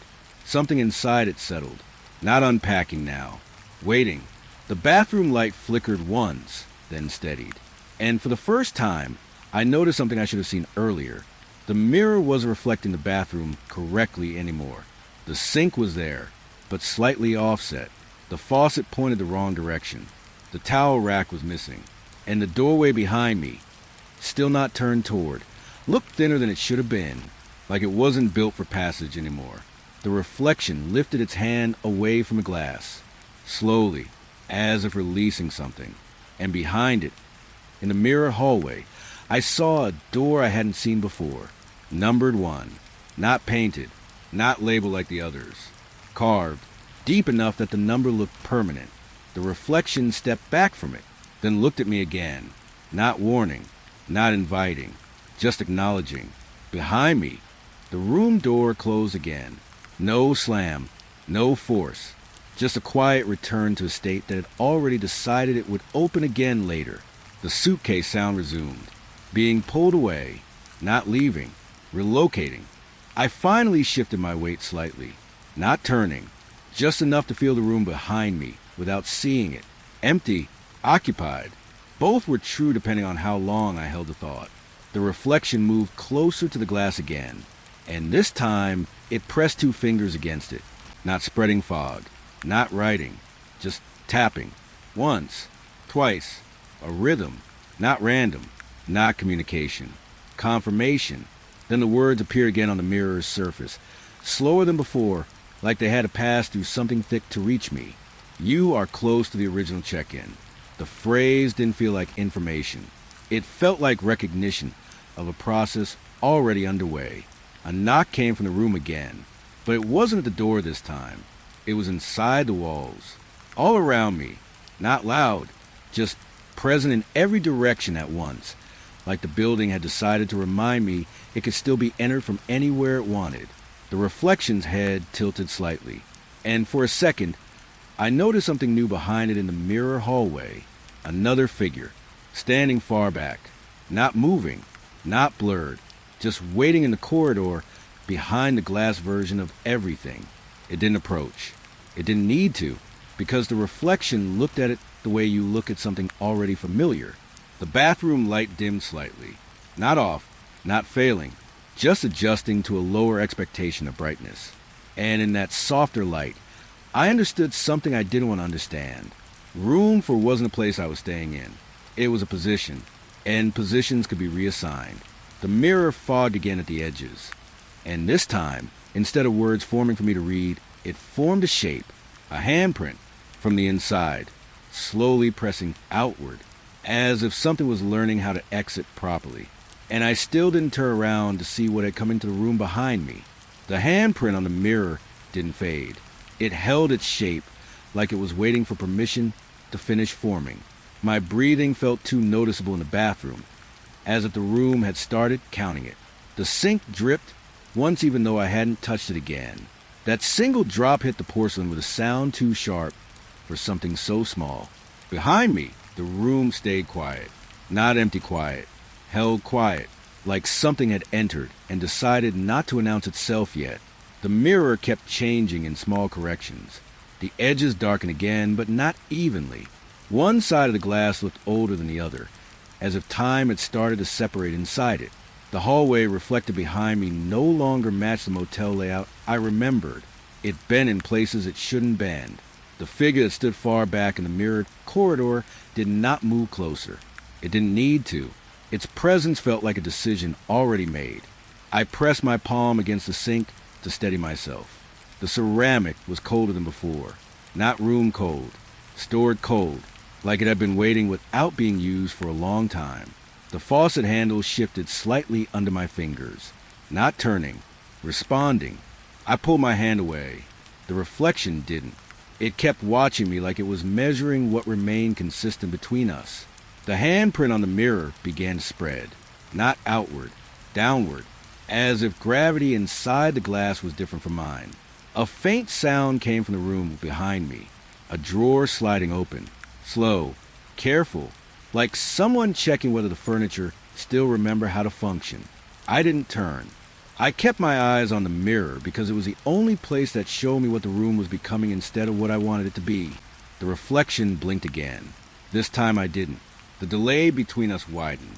The reflection raised its other hand and placed it beside the first on the glass. 2 points of contact. 2 confirmations. Then the mirror fogged again, but not like before. This fog didn't form words immediately. It formed structure, lines, edges, a layout, a map that looked like the motel. But only if the motel had been designed backwards and then corrected halfway through. Room numbers appeared along it, not in sequence, not in order, just placed where they were needed, for it was no longer near me. It was deeper in the pattern, closer to something labeled only as a blank space. A space that felt like it should have had a name, but had been erased too many times to hold one anymore. Behind me, a second sound joined the drawer. A hanger sliding along a rod. Careful, familiar, almost domestic. It shouldn't have felt threatening. That was the worst part. The reflection leaned slightly toward the glass, and I noticed something new in its expression. Not emotion, alignment, as if it had stopped trying to mirror me and started trying to match something beyond me. A voice came from the hallway behind the mirror, not the one I had heard before. This one was closer to the glass itself. It said a phrase I didn't recognize at first. Not English in the way I understand it, but my body understood anyway, like memory reacting before thought. The mirror trembled slightly, not breaking, responding. The handprint smoothed out at the edges, becoming less like a mark and more like an entry point that had been tested and accepted. Behind me, something in the room shifted again. Not footsteps, not movement across distance. Repositioning, like the space itself had changed where it considered its center to be. I finally took one step back from the sink. Only one. The reflection did not copy it immediately. It stayed where it was for a fraction too long, then stepped forward instead, closing distance that didn't physically exist. The mirror's surface darkened in the center, not like a reflection fading, like something standing too close on the other side. The hallway in the glass tightened. Its walls became narrower, more defined, more certain, and then I saw it. At the end of the mirrored corridor, past a figure that never moved closer, there was a desk, a check-in desk. Old wood, rounded corners, a bell sitting on top. The kind of desk that belonged at the beginning of a stay, not the end. Something behind me made a soft sound again, a page turning, slow, careful, like a register being opened after a long time. I still didn't turn around, but I understood with a clarity that didn't feel like mine that the room behind me had changed into something that could record me. The reflection placed its forehead close to the glass, almost touching, and spoke without moving its mouth. You are not inside the motel anymore. The words didn't feel like information. They felt like correction. The mirror's surface rippled once, not outward, inward, as if something had adjusted its depth. The handprint dissolved into it completely, leaving no trace. The reflection stepped back again, and for the first time, it looked away from me, not to the hallway, not to the figure, but toward the check-in desk inside the glass. The bell on it rang once, even though nothing touched it. The sound came through the mirror too clearly, too close. Behind me, the room stopped making its small sounds. The drawer, the hanger, the subtle settling of objects, all of it paused at once. Not silence, suspension, like the entire space had paused to wait for the next instruction. The reflection turned its head slightly, not toward me, toward something behind its corridor, and the figure at the far end finally shifted, not walking, just acknowledging, like it had been given permission to be seen. The mirror's light dimmed again, and the motel bathroom around me felt less like a room and more like a boundary separating two systems that were no longer aligned. I felt the key in my pocket again. Even though I was sure I had lost it, there was only one now. Cold, not warm like before. Cold like it had never belonged to a hand. The number on it wasn't room for anymore. It was blank. The reflection looked back at me one last time. And this time, it didn't match my expression at all. It looked like it was waiting for me to remember something I had already signed. The mirror's surface darkened at the edges. The center stayed open. And from somewhere beyond the glass corridor, the voice spoke again. Not from the reflection, from deeper, from the check-in desk. It said my name. Once. And this time, I finally understood it wasn't calling me. It was confirming I had already arrived. The room behind me didn't move, but I could feel it deciding what it would become next. I stood in room 4, without moving for a long time after that. The bathroom light no longer flickered. It held steady now, as if it had decided uncertainty was unnecessary. The mirror stayed dark at the edges, open in the center like a window that refused to close. The check-in desk inside it remained visible, waiting in a way that didn't feel patient anymore. More like it had already completed its waiting, and was now simply present for confirmation. Behind me, the room did not continue its small sounds. No drawer, no hanger, no shifting air. Only a settled stillness that felt arranged rather than natural. I finally turned. Slowly, carefully. The room looked the same at first glance. Bed, curtains, table, but the details had been corrected in subtle ways. The bed was now perfectly centered in the room. The curtains hung at equal length on both sides, even though I remembered them being uneven before.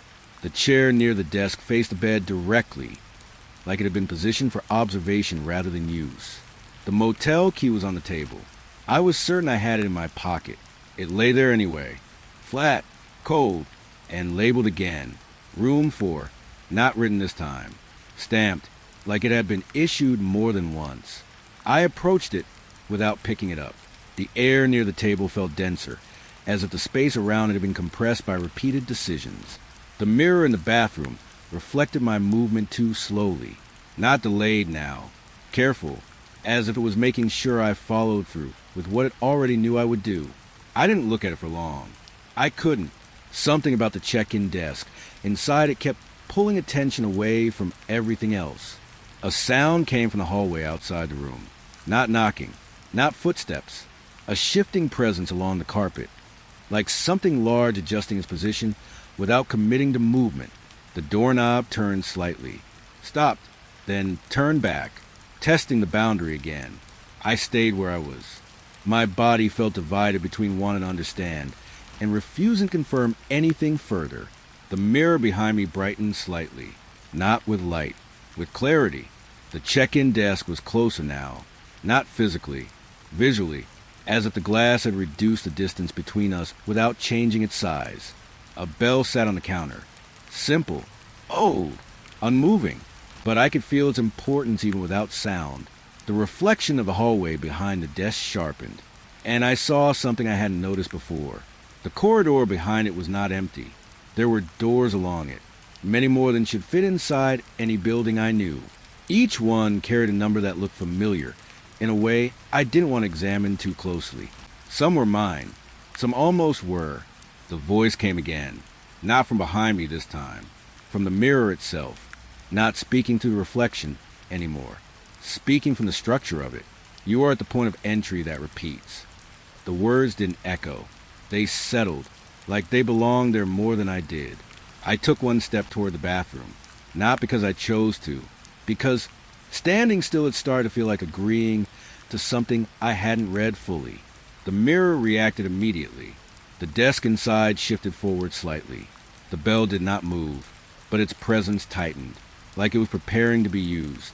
Behind me, the room door clicked again. Unlocked, not opened, just available.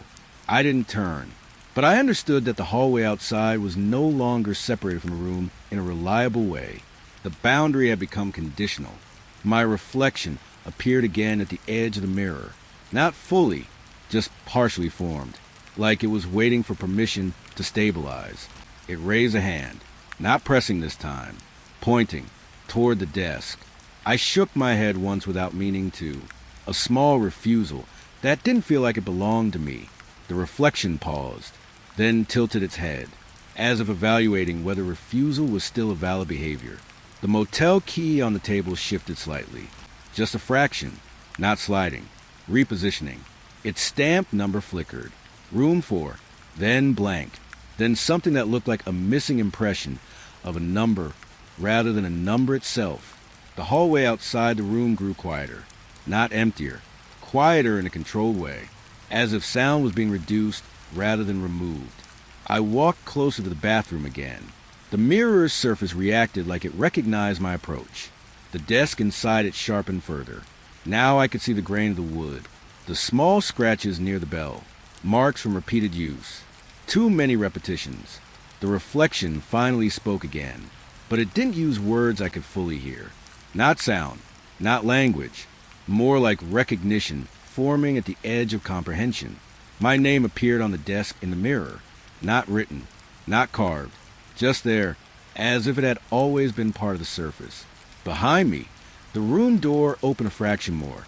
No footsteps entered, but I could feel the space beyond it adjusting its attention toward me. The mirror darkened at the edges again. The center remained open, and now I understood something I had wanted to understand earlier. The check-in desk wasn't inside the mirror. The mirror was inside the check-in process, a structure that had been repeating long before I noticed it. The bell on the desk moved, just once, a single completed ring. No sound reached the room, but the meaning of it did. The reflection stepped fully into view for the first time since I arrived, not copying me, standing independently, aligned with the desk behind it, waiting. The hallway outside the room stopped shifting, stopped adjusting. Everything felt held in a final position, as if the building itself had reached a point where it no longer needed to experiment with layout. Only outcome. I stood between the bathroom and the room, between glass and door, between two versions of arrival. The motel key on the table turned itself slightly, and the stamped surface finally settled into something stable. Not room 4, not blank, but something that felt like a confirmation I hadn't been allowed to read until now. The reflection lowered its hand. The desk inside the mirror remained perfectly still, and from somewhere I could no longer place, the bell rang again. This time, I didn't hear it through the glass. I heard it from inside the room. I heard the bell inside the room, not the mirror, not the glass version of it. Inside, like the sound had learned how to exist in both places at once. The moment it rang, the motel stopped behaving like a place I was inside and started behaving like something that was surrounding me from all directions. Room 4 didn't feel like a room anymore. It felt like a section of something larger that had paused to observe me. The key on the table turned again. No hand touched it. No force moved it. It simply rotated as if it had remembered a position it was meant to be in. The stamped surface settled once more. Not room 4. Not blank. Something between the two. Something that felt like registered. The reflection in the mirror stepped back from the check-in desk. Not leaving. Repositioning. As if it had completed its part in the interaction and was now waiting for my continuation. Behind me, the room door remained open, but the hallway outside was no longer visible. It had become a flat surface of dim light, like the idea of a corridor without its structure. I didn't turn toward it, not because I chose a mirror instead, because both directions felt equally occupied now. The mirror shifted slightly. The check-in desk inside it grew clearer again, and I noticed something new on its surface. A register book, open, pages turning slowly on their own, though no wind moved through the glass. Names appeared as the pages turned, some familiar in a way that made my stomach tighten, without reason. Others almost familiar, like memories that hadn't fully formed yet. My name appeared again, this time not alone. It was listed alongside entries I didn't recognize, but somehow felt connected to. Not people, not guests, more like versions. The reflection raised its hand toward the register and wrote something without touching the book. The ink appeared anyway, as if the act of intention was enough. Behind me, the room finally changed sound again, a chair scraping softly against the floor. Not dragged, adjusted, placed correctly. I still didn't turn. I could feel the room, deciding how it wanted to be arranged around me. The mirror darkened at the edges once more, but the center stayed open. The check-in desk remained steady. The bell sat motionless, waiting for use that had already happened too many times to count. The reflection spoke again, not aloud, not directly, but clearly enough that my thoughts shaped around it instead of translating it. You were not the first to hold this position. The register in the mirror turned a page, and I saw the same room number appear repeatedly across different entries. Not 4, not stable numbers. Variations of it, slight changes, shifts, corrections, each one marked with the same symbol at the end. A small stamp I didn't recognize, but felt like I should have. Behind me, the room door clicked again, not closing, not opening further, just reaffirming its state.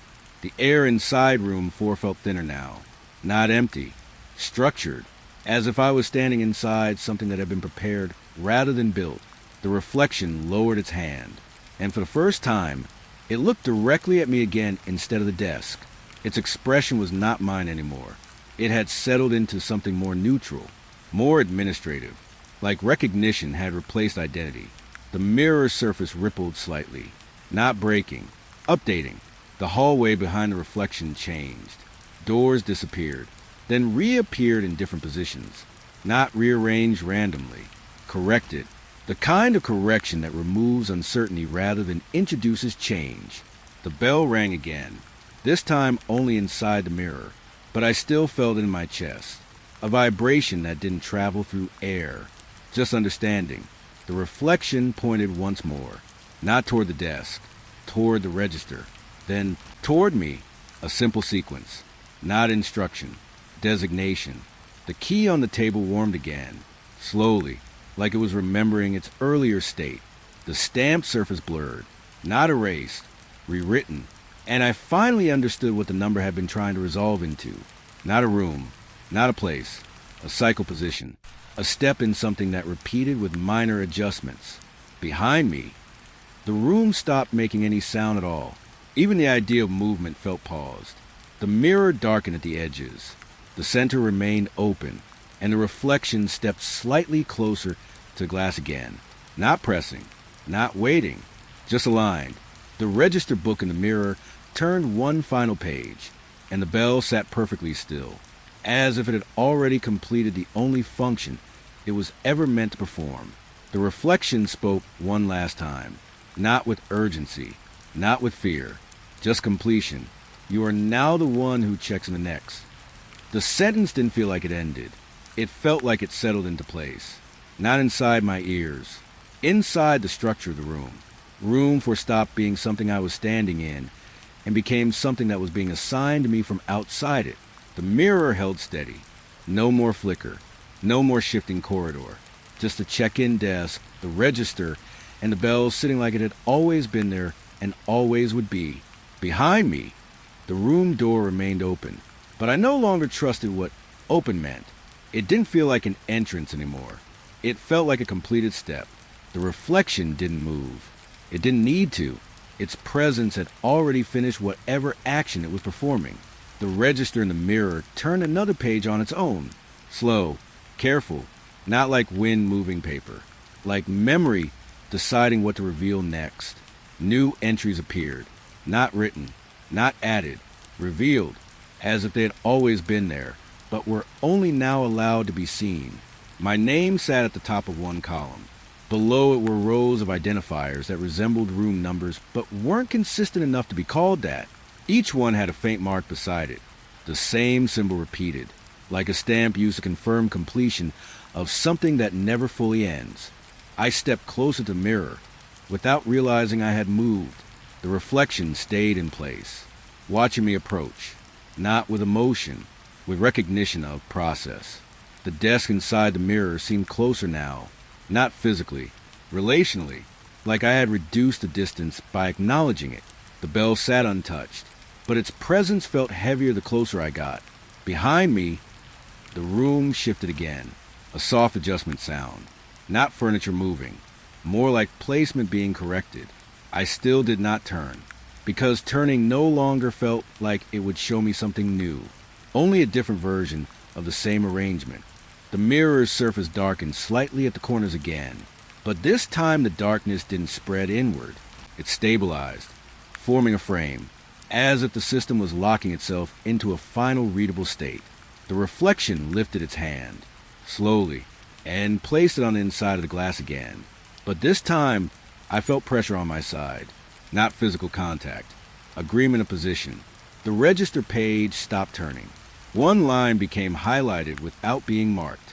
My entry, not new, not old, just active. Behind me, something made a sound like a chair being used. Not dragged, not moved, sat in, a presence settling into a role I had not acknowledged earlier. The mirror's bell rang once more, but only halfway, like it had been interrupted. The sound cut off mid-completion and left a lingering echo that didn't belong to air. The reflection looked past me for the first time in a while, not at the hallway behind the glass, not at the desk, at something beyond the frame of the mirror entirely. I felt the room behind me respond to that attention, not with sound, with alignment. Everything in room 4 felt like it had adjusted slightly in orientation, as if the room itself had been rotated a fraction without moving anything inside it. The key on the table slid again, not falling, not rolling, positioning.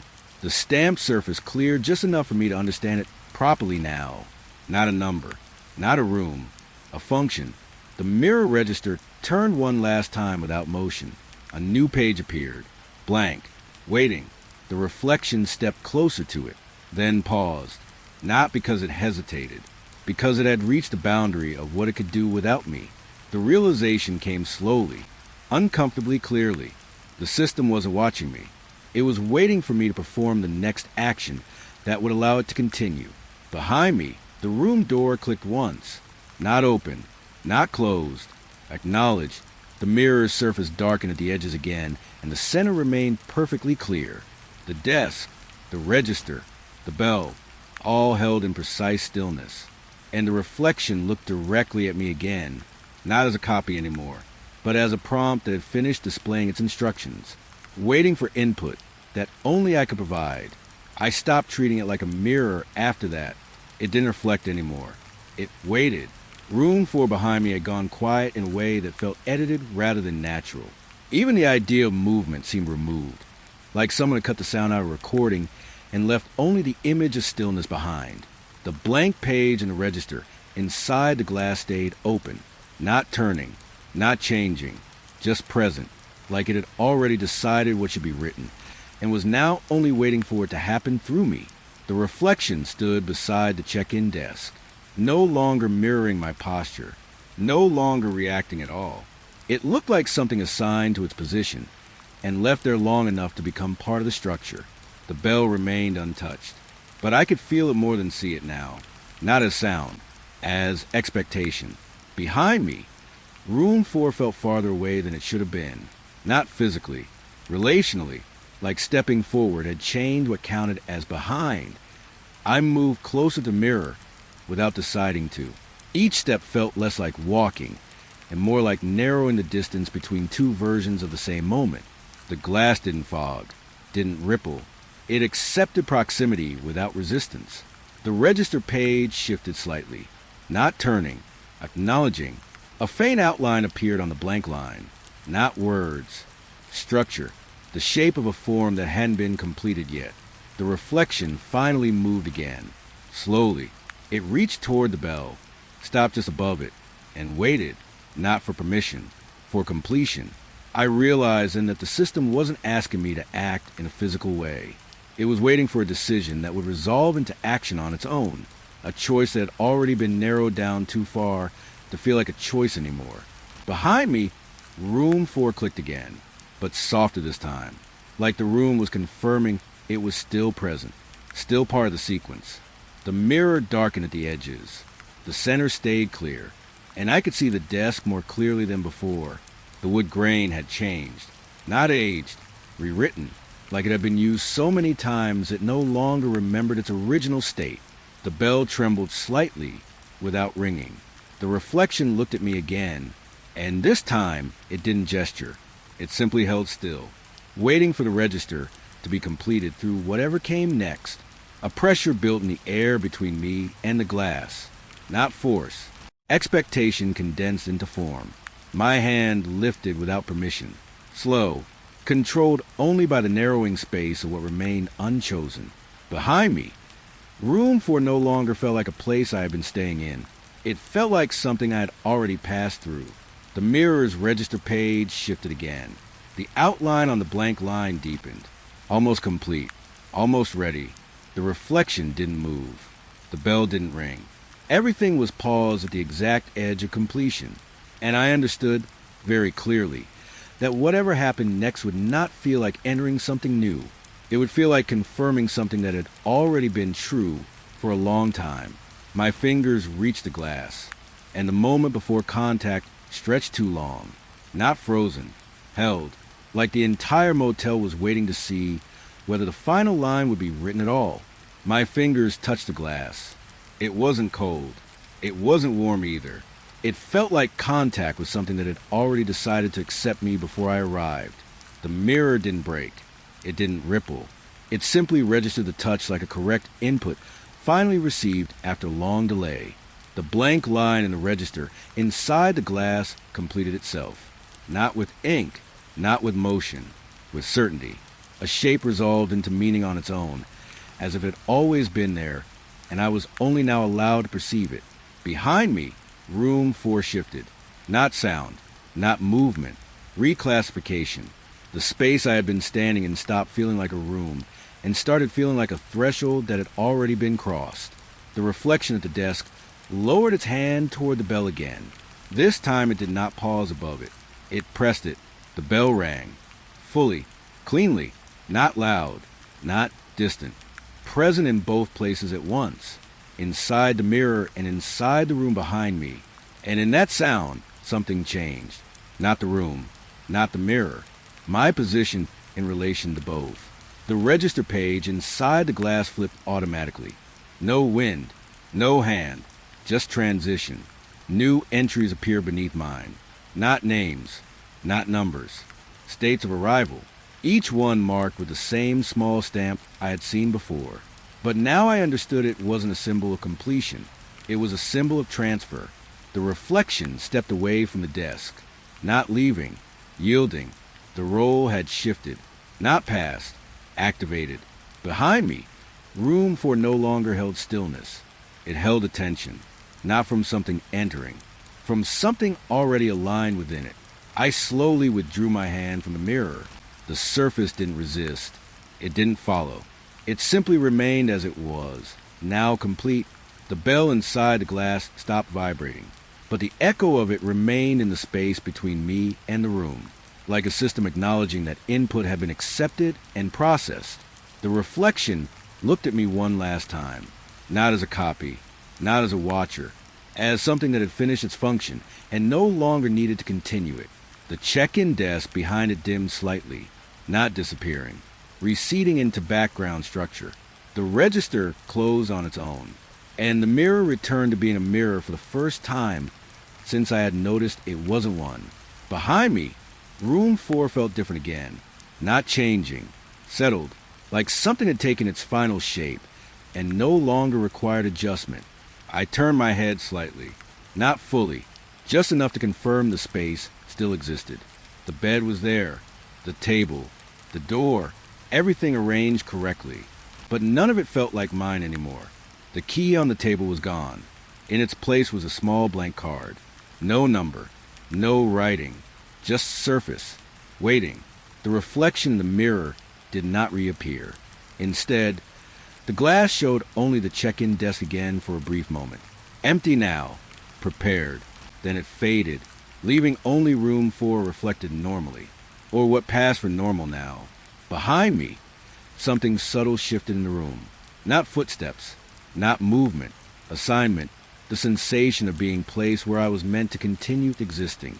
The bell did not ring again, but I could feel that it no longer needed to, because the system had already recorded what it needed from me, and the next entry line had already been prepared somewhere I could no longer see. I looked at the blank card on the table for a long time. It didn't change. It didn't reveal anything. It just existed with the same quiet certainty as everything else in room 4. The mirror now showed only the bathroom again. Normal. Too normal.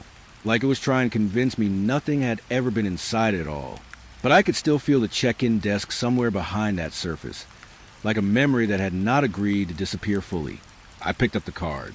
It was warmer than it should have been. Not alive warm, recent warm, as if it had just been placed there and was still adjusting to being left behind. No number was printed on it, no name, but when I tilted it under the bathroom light, faint impressions appeared for a second, not readable, more like the shape of text that refused to settle into language. Behind me, the room felt finished. That was the only word my mind kept returning to. Not safe, not empty, finished. Like something had reached the end of a process that had been running for a very long time and was now waiting to see what came after completion. The hallway outside room 4 was silent. Not even the motel hum reached this far anymore. I stepped toward the door. It opened before I touched it. Of course it did. The corridor outside looked almost identical to how it always had, but my memory didn't match it anymore. Room numbers were present, but they no longer felt like directions, more like labels applied after the fact. I walked anyway, not because I knew where I was going, because standing still felt like being reread. The stairs were gone, or maybe I just stopped expecting them. Instead, the hallway extended farther than it should have been able to. Lights repeated at uneven intervals, some brighter, some dimmer, as if each section had been experienced a different number of times. I passed doors I didn't remember opening, some slightly ajar, some sealed, some without handles at all.